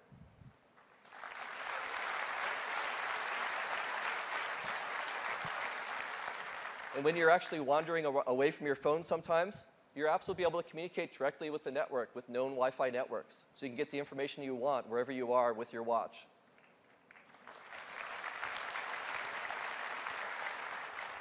So we heard from you as we were working on native apps, a lot of feature requests of things you'd like to do on the watch. These are a bunch of the things that we've heard. So we've been listening to that, and let's go through some of the things that will be possible now in watchOS 2. We can see how we did on this. So one of the things we heard was really want to access the microphone on the watch. So yes, in watchOS 2, you can access the microphone right on the watch and bring that audio right into your app. We also heard you wanted to play audio out of the speaker. You can do that. watchOS 2 with native apps, you can play back through the watch speaker, or you can play audio to a Bluetooth headset or speaker connected, both short form and long form audio. Video, we know you want to play video. You can play back short form video right on the watch face. It looks beautiful on the watch display. Access to HealthKit. We've definitely heard that. You now will have access, native HealthKit on the watch, including streaming heart rate data. So if you're doing, for example, a bike ride with Strava, you can see what heart rate zone you're in while you're biking.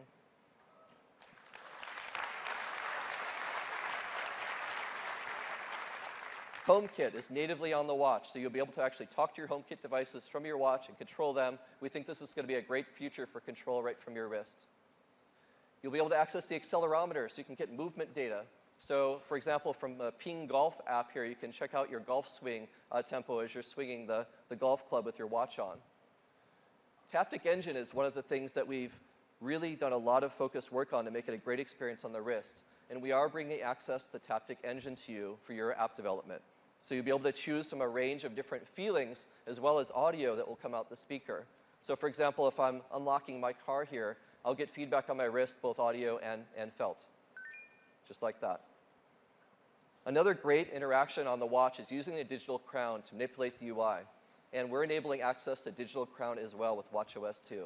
So you'll be able to control a custom UI element, like changing the temperature here, just by rotating the crown like this.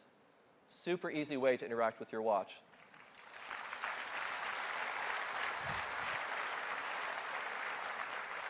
So we've done a great job bringing a lot of access to the watch now with native apps. And I'd like to show you a demo now of some examples.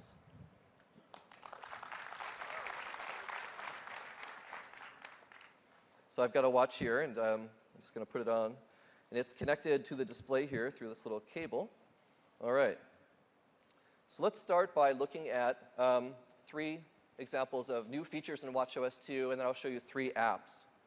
Let's start with making a photo face. So I'll just press my digital crown here, go to the home screen, and there's my photos.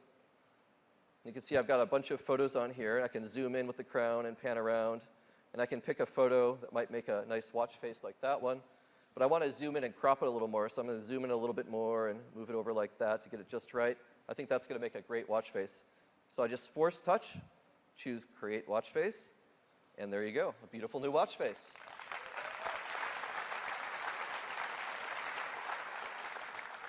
Let's look at time travel. I'll go over to my modular face. Got some more information here. So I've got flight times here on United. You can see the temperature, my VW car's charge level, and time in London. So I just rotate the crown here, and I can go forward in time. You can see time's updating. Now my flight's leaving, you can see at 1:45, and I wonder if my charge level will be enough to get to the airport. So if I just keep going forward in time here, we'll get to 1:45, and you can see my charge level is just going to be great to get to the airport. And in fact, you can keep going and look at boarding time and arrival time for your flight. So you can get a great preview of your day just by rotating the crown right on the watch face. It's a lot of fun. Just press the crown and go back to home. Now, if you get an email, you can reply to email now in watchOS 2. So here's an email that's just come in from Mark. Now I can reply to this by pressing the button right below the message, or you can use Siri to reply to a message right from a notification. So if I just use Siri here, I can reply like this. Reply, I would love to.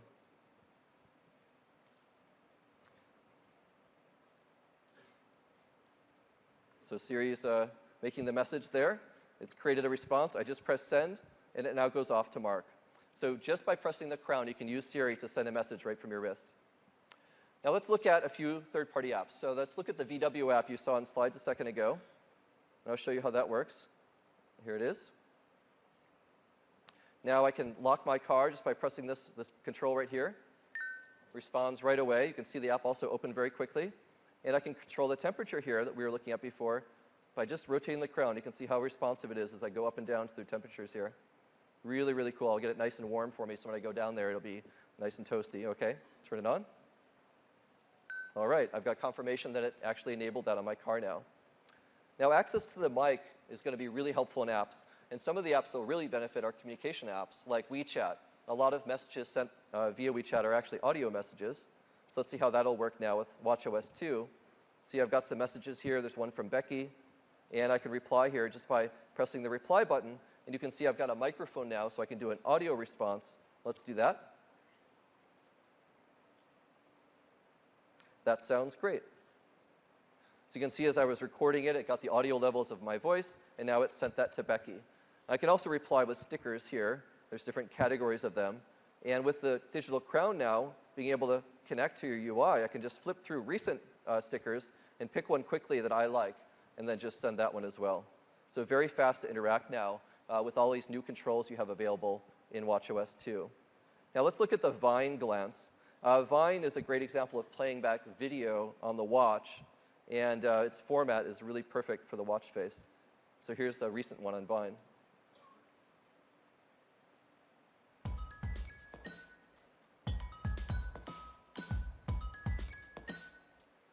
So that's video playing back right on the watch face. So those are just some examples of what you could do now with watchOS 2, and I'm super excited to see what all of you guys do with all this stuff.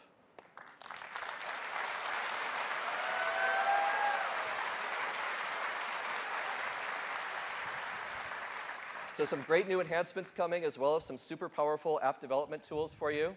And we've been working really hard on this, and I'm really happy to say that this stuff is all available to you today to start building these native apps. Just 6 weeks from our launch. It's unbelievable. And then it'll be available in the fall to everyone, and we'll work across all the watches, of course, and it will be free. So this has been a great adventure. We're just getting started here, and I'm really looking forward to the journey ahead with all of you on Apple Watch. Thank you very much. Back to Tim. Thank you, Tim. Thanks, Kevin. We're really excited to have Apple Watch out in the world, and we can't wait to see what you do with the watchOS. And we couldn't be more excited about how developers and users will use this powerful ecosystems of both products and platforms. 3 amazing platforms.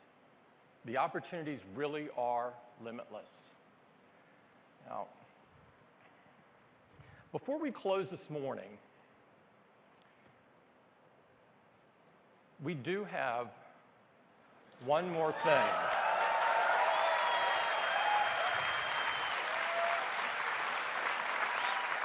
I'd like to tell you about something that we've been working really hard on and something we are super excited about. You know, we love music. And music is such an important part of our lives and our culture. We've had a long relationship with music at Apple, and music has had a very rich history of change, some of which we played a part in. We've made a great video about the history of music, and I'd like to play it for you this morning.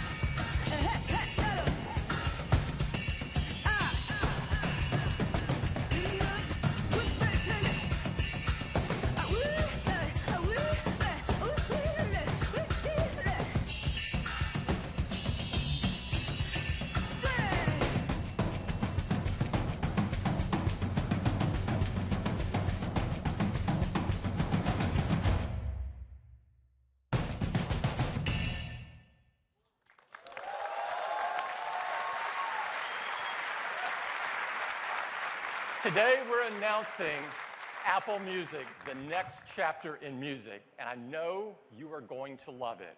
It will change the way that you experience music forever. To tell you more about it, I'd like to bring up someone who knows more about music and the music experience than anyone I know. He's worked with amazing artists, from Bruce Springsteen to John Lennon and countless others. We are thrilled to have him a part of the Apple team. Please join me in welcoming Jimmy Iovine. Jimmy.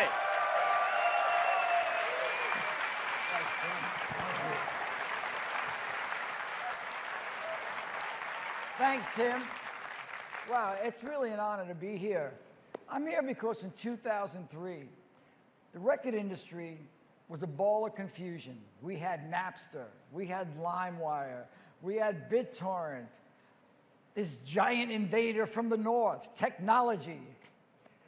I'm looking at my guys saying, well, what do we do with this? So I go up to Apple and I see Steve Jobs and Eddie Q, and they showed me something brilliant and groundbreaking, a simple, elegant way to buy music online, iTunes. I'm like, wow, the ads are real. These guys really do think different. So they could help move culture the same way that art moves culture. Technology and art can work together, at least at Apple.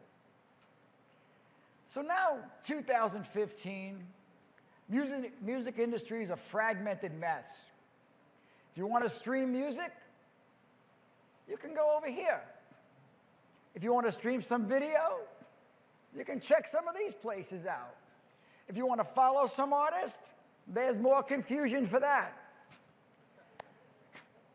So I reached out to Tim Cook and Eddie Q, and I said, guys, can we build a bigger and better ecosystem with the elegance and simplicity that only Apple can do?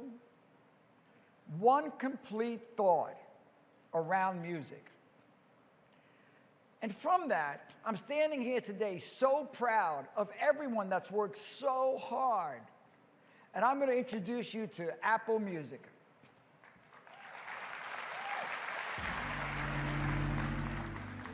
Music has such power in our lives.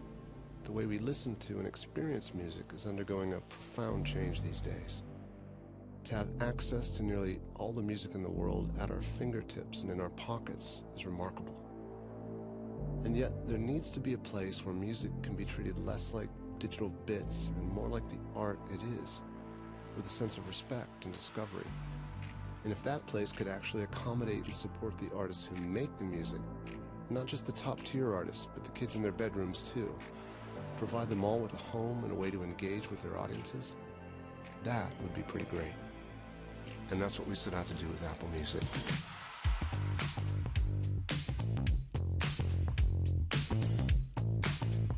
On Apple Music, all the ways you love music can now live together. Stream from the millions of songs on iTunes, anytime and on demand, along with hand-picked playlists, recommendations, and all that's great and breaking in music right now. And broadcasting every day is Apple's first 24/7 worldwide radio station. Live in over 100 countries, Beats One is anchored by Zane Lowe in LA. Beats One, worldwide, always on. Ebro Darden in New York. New York City, worldwide, this is Beats One. And me, Julie Adenuga, out of London. We cannot wait to play you guys some music we've got lined up. Some world exclusives. And at the heart of Apple Music, there's Connect, where artists can share with fans like never before. Songs, remixes, demos, mixtapes, photos, videos, lyrics, sound bites. Really any way an artist chooses to express themselves.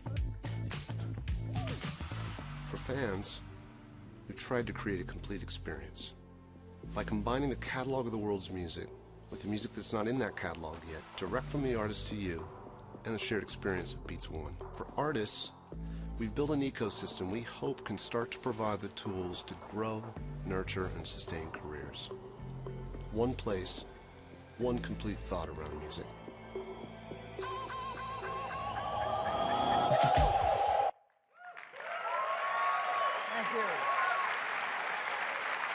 That's Apple Music and the great Trent Reznor. It's all the ways you love music, all in one place. And that place is almost in 1 billion hands around the world already. One app, one single app on your iPhone. Apple Music is 3 things. It's a revolutionary music service. Oh. A revolutionary music service curated by the leading music experts who we helped handpick. These people are going to help you with the most difficult question in music. When you're listening to a playlist, what song comes next? The only song that's as important as the one you're listening to at that moment is the one that follows it. Now, picture this. You're in a special moment. You're exercising, or some other special moment. Right, Trey? He exercises a lot. And your heart's pumping. And you're about to turn up the reps. And the next song comes on. And buzzkill. Now, you may ask why that happened. It happened because it was probably programmed by an algorithm alone. Algorithms alone can't do that emotional task. You need a human touch. And that's why at Apple Music, we're going to give you the right song, the right playlist, at the right moment, all on demand. Now, the first ever live 24-hour worldwide radio station. So Trent Reznor calls me up and says, I got it. This is what we're going to do.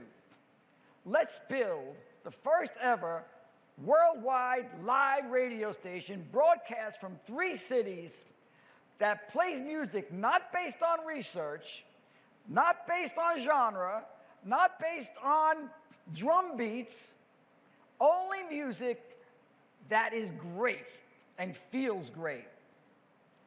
A station that has only one master, music itself.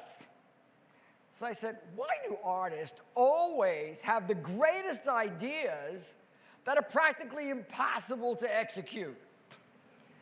So I said, well, wait a second. That's why we're at Apple.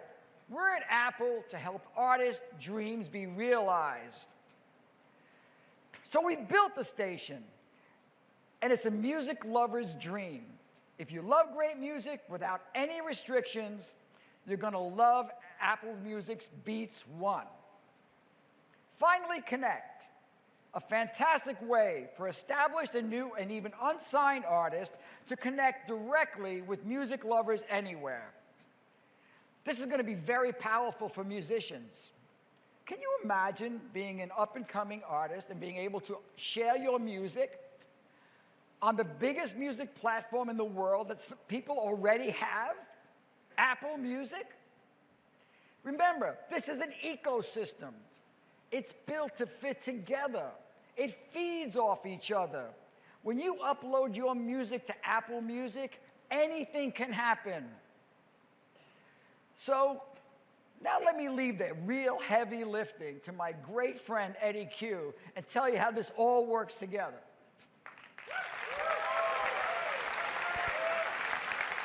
Thanks, baby.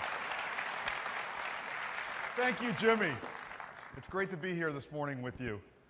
So Apple Music, it's a revolutionary music service, and it starts with My Music.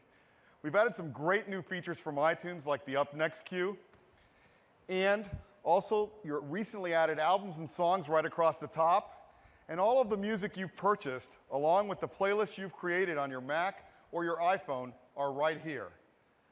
Now, of course, you can search your music library, but now you can search and stream the millions and millions of songs that we have on iTunes.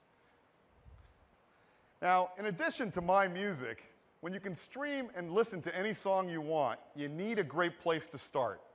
And that's why we've created For You. For You recommends playlists and albums that we think you're going to love. They're personalized to your taste based on the music you listen to, the artists you love.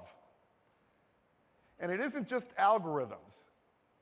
It's recommendations made by real people who love music, and they're our team of experts. Now let's take a look at new. Here you'll discover new artists and albums every week, along with the top charts and every one of our playlists, all human curated, available by genre or by activity. So when you think of Apple Music, it's my music, for you, and new. It makes it fun and easy to experience the catalog of the world's music. And that is the revolutionary music service. Now let's talk about radio. The truth is, internet radio isn't really radio. It's just a playlist of songs. And so we wanted to do something really big. We wanted to create a worldwide live radio station broadcasting around the globe. And we've done that with Beats One. It's the world's best radio station now needs the world's best voice. And that's why we've hired Zane Lowe. Zane is a masterful interviewer and an influential music figure in his own right. And to tell you more about it, here is Zane. I'm a music fan. I play records. What I love is watching a group of people react to a great record for the first time. When I play that record on the radio, the audience tell me, the timelines light up. My friends tell me, my phone lights up. They love it, or they hate it, but it creates a debate. That's what good music on the radio does. When Apple first asked me to be involved in this, they told us to put the great music in front of the average, the unexpected, the undiscovered, the anticipated, the underrated. Their words, move the needle. And that's what we're doing. We have real music fans running this place. We have great music DJs and incredible artists who are in the studio right now building real radio shows that are going to blow your mind. At the only place that can pull off an imaginative idea as big as this, Apple. We're called Beats One. We're always on, playing the music that we love.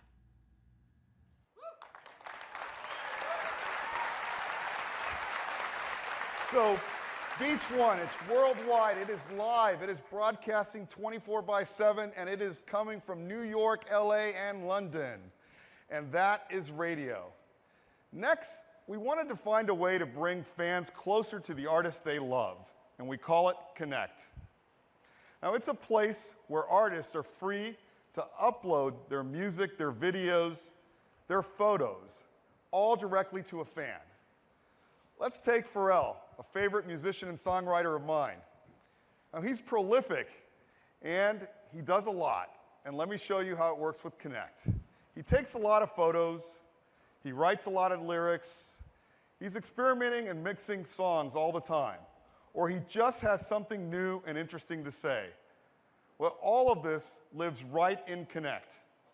Artists can post and publish and upload anything, including directly to Facebook, Twitter, and their own website, and fans can like and comment on those posts. And it's not just for one artist, but it's for all of the artists that you love. And to give you a little sense of what it's like to be an artist on Connect, I'd like to invite up a friend, Drake.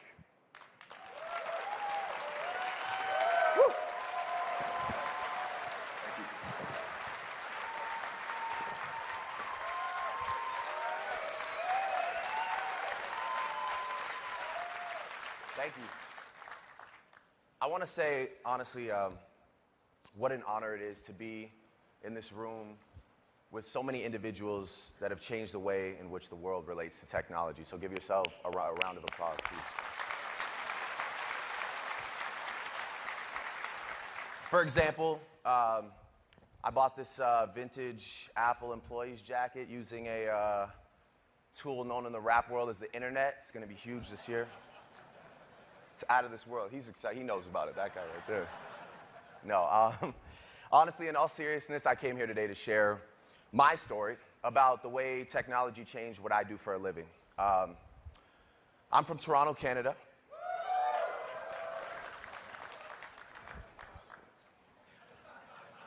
And you know, as a kid growing up, I always wondered if my city or even my country would have somebody break into the global music scene as a true superstar. You know, the dream seemed unattainable at the time. I mean, even myself, I tried to do it the traditional way, you know, the towering New York label buildings, the lobby littered with other people's accomplishments, it's improbable to think that every talented artist is going to get a shot to have their vision validated.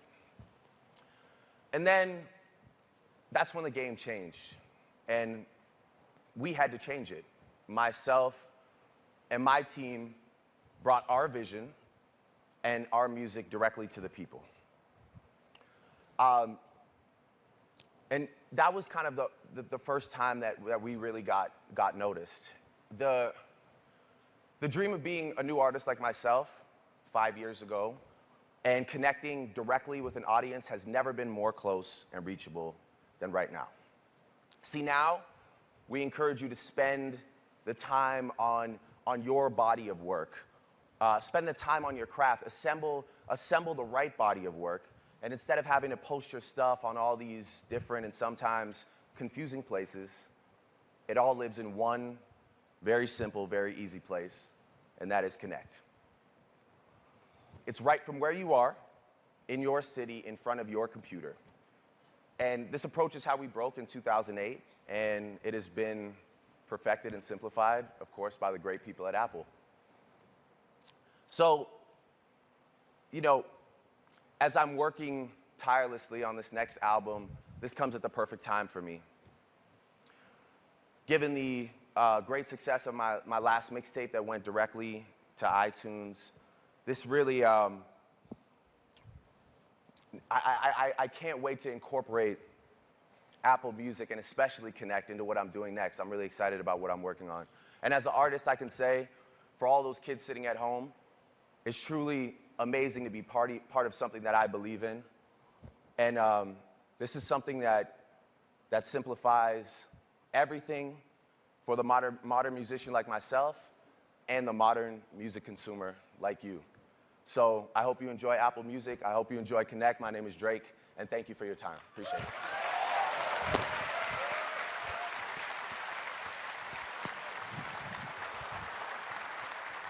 Thank you, Drake.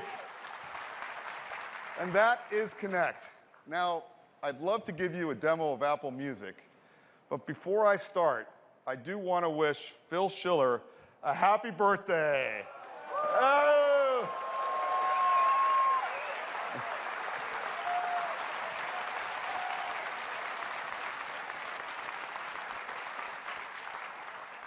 So, let's go ahead and launch our new music app. You'll notice right away it's got a brand new UI, much simpler to use. Your recently added albums and songs right across the top. Let's play this new song from Spoon I added.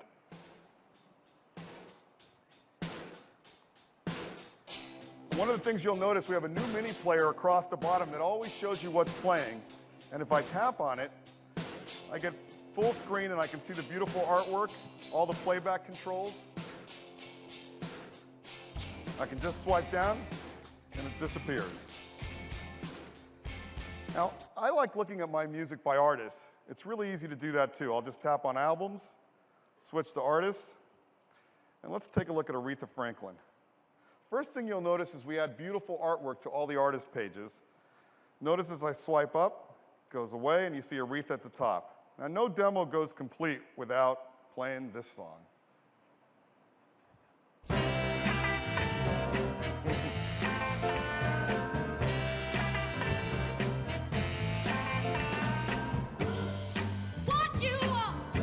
Now, you not only get all of your Aretha Franklin songs in your music library, but you can also tap on all, and now you can see all of the songs on Apple Music, including the latest release, what the top song is, what the top album is. Now, it is hard to stop this song, but I want to keep going. Now, let's go back to my library, and let's take a look at my playlist. Now, despite the game last night, I'm getting ready for tomorrow night, and I've already started creating my playlist. One of the first things you'll notice is we can add your own artwork to your playlist. And I'm going to be doing this tonight, getting the Warriors ready. But let's go back. It is karaoke night. And these are some of the songs that our team has to look forward to tonight. Let's go ahead and play that. Just imagine.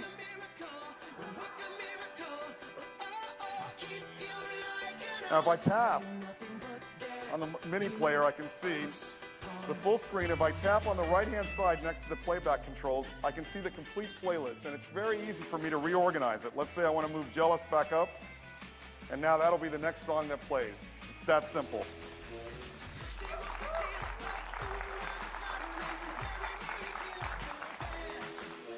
Now that's great. The first time we go to For You, we want to find out a little bit about your musical taste. And so we're going to ask you what genres you like. I'm a big fan of rock, pop, hip hop, and alternative. And now it'll ask me for some of artists that I like. Well, I love Bruce Springsteen, so I'm going to tap twice.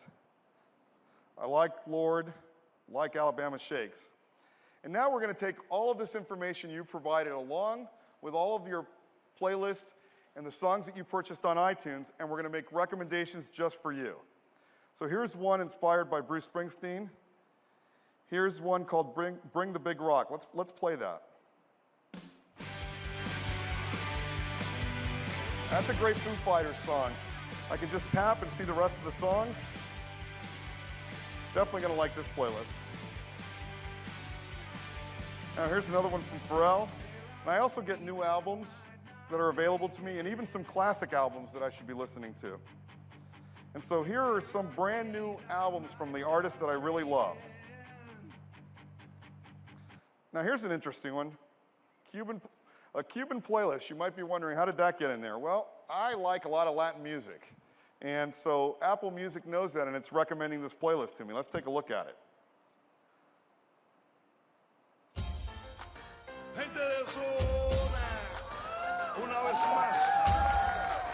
Definitely gets my Cuban blood going.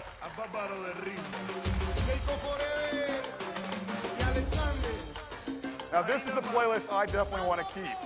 So I'm going to tap on the plus sign, and I've added that now to my playlist. Now let's take a look at what's new. And you can see new albums across the top, more here, and even the hot singles that are out. Let's play this one from Florence and the Machine.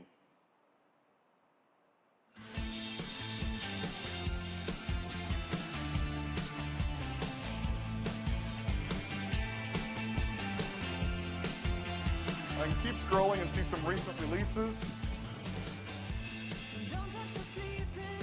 But of course, everyone loves the charts. So let's go ahead and take a look at the charts. See the top songs, the top albums, and even the top music videos. We have tens of thousands of music videos in HD, all ad-free.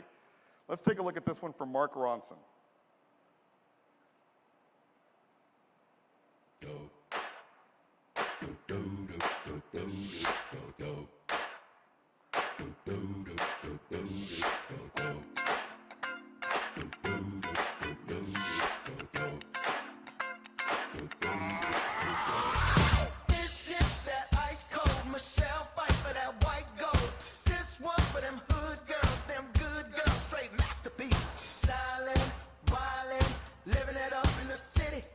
I got to work on some of those moves for next year.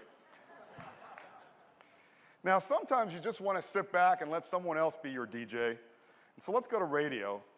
And to give you a little taste of what Beats One is going to sound like.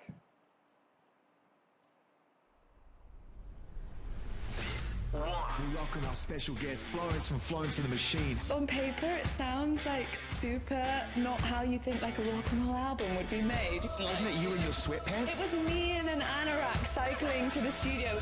Beats One. We're looking for the most exciting music and the people that love it in all corners of the globe. Broadcasting to 100 countries, that shared experience just got so much bigger. Worldwide. LA. New York City. London. So that's really awesome.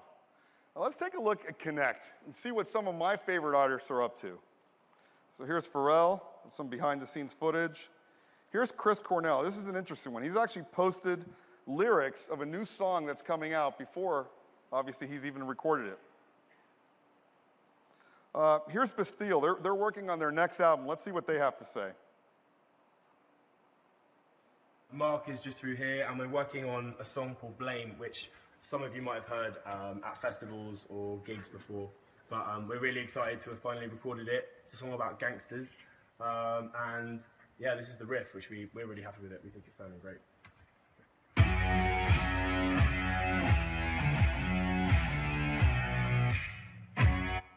It's great to be able to get behind the scenes and see what the process that an artist uses to create a song. As we keep going down, here's a shot from Alabama Shakes a couple nights ago. And here's the studio session, actually at Capitol Studio A. For those of you that know, Capitol Studio is one of the premier studios in historical, and Alabama Shakes was just there a couple nights ago.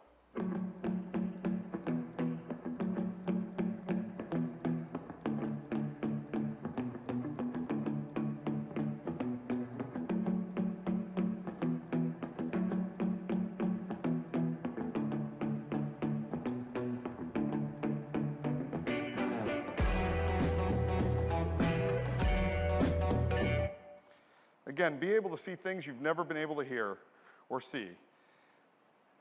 Lauren Kramer, you've probably never heard of him. He's an unsigned artist. I just started following him.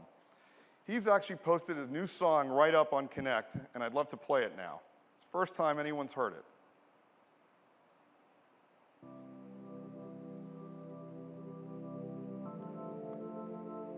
Just imagine you're a new artist and look at all the people you've been able to hear this song right now thanks to Connect. Don't go saying it's gone.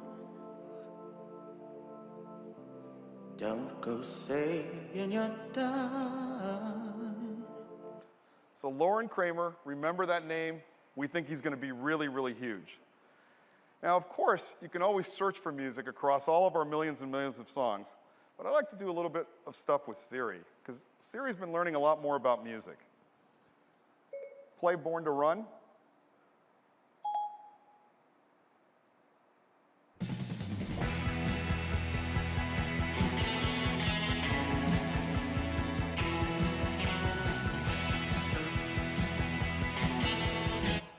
It's one of my favorite songs of all time, but let's get a little more specific. Play the top 10 songs in alternative.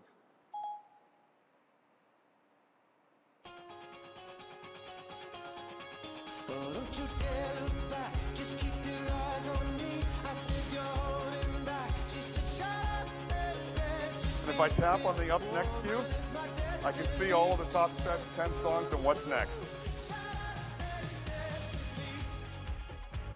Now, I feel like reminiscing a little. And let's go back to my high school days when I graduated. Play the top song from May 1982.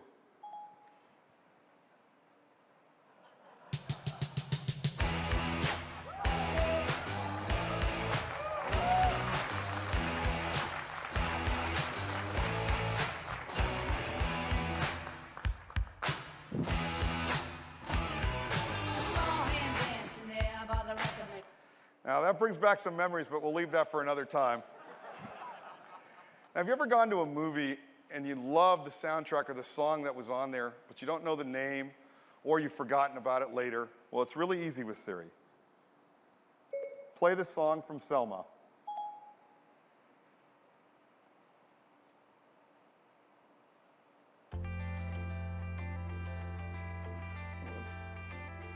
Let's do that again. Play the song from Selma. One day, when the glory comes, it will be ours, it will be ours. Oh, one day, when the war is won. And that is Siri, and that is Apple Music. It is a revolutionary music service with recommendations just for you, a worldwide live radio station with the world's best DJs, an exciting way for fans to connect with artists, and of course, this is joined by the iTunes Music Store, the best place to buy music. Apple Music is all of the ways you love music, all in one place. And we're launching in over 100 countries later this month with iOS 8.4 for your iPhone, iPod Touch, and iPad, as well as a new version of iTunes for the Mac, a new version of iTunes for Windows, and Android is coming this fall. Now, Apple Music will be just $9.99 a month, the cost of an album. And we want everyone to try it, and so we're making the first 3 months free.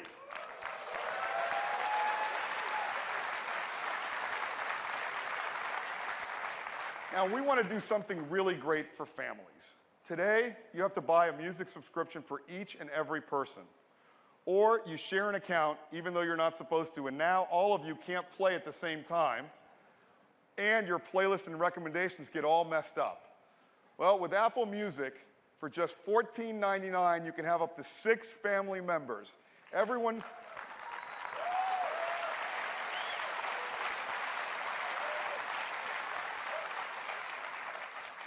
gets their own account, their own library, their own recommendations. It's an incredible value. And that is Apple Music. Thank you. Turn it back to Tim. Thanks, Eddie. Isn't that amazing? We really love Apple Music, and we hope that you do too. And we're so excited about it, and with all the countries we're rolling out to, we made a great ad to tell the world about it. And I'd love to run it for you now. This is Zane Lowell Beats One. We got the whole world locked in for this one. Brand new Pharrell. Hold on. Then we go. Who cares what they see? Who cares what they know? Your first name is free. Last name is down. She was still believe in where we're from. Man's red flower. It's in every living thing. Mind, use your power. Spirit, use your wings. When the baby first breathes. When night sees sunrise. When the whale hugs the sea. When man recognizes.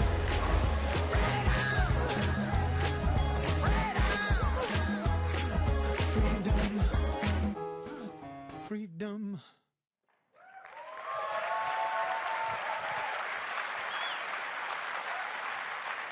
You know, music connects with us all at such a deep emotional level. We couldn't be happier to launch Apple Music. And we can't wait till you start listening to it at the end of the month. This has been a jam-packed morning. I hope you've enjoyed it as much as we have. We want to thank everybody for joining us, especially the developers. And I'd like to recognize all of the people in Apple, all of our team that have worked so hard on making and creating all of these products you've seen this morning. Thank you, guys.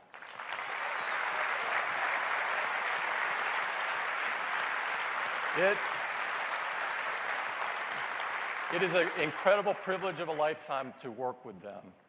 Now, I've got one last thing. Before we go, it's only fitting to celebrate the launch of Apple Music with an incredible music performance by one of the hottest new artists in music today.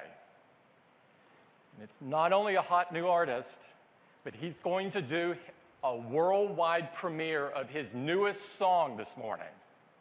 Please give it up for The Weeknd.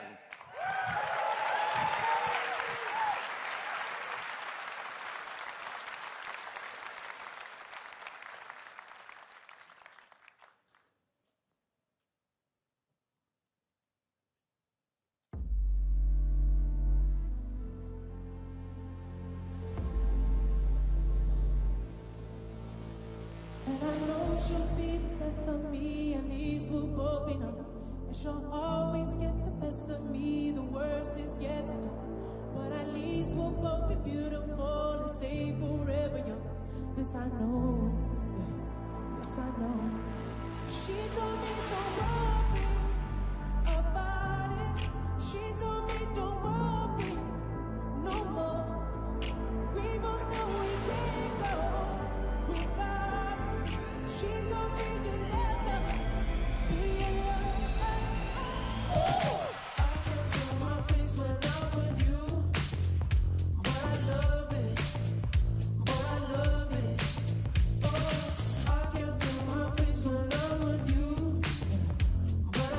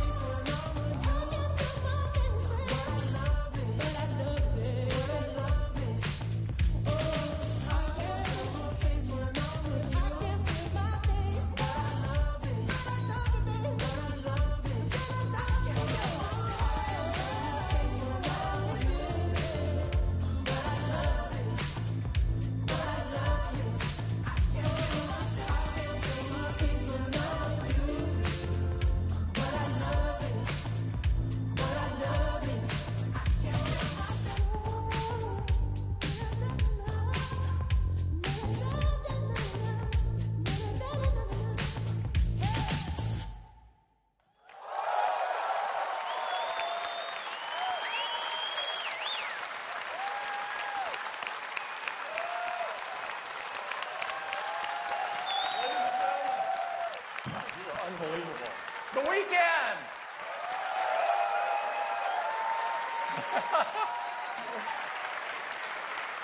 Everybody have a great week. It's great to be together.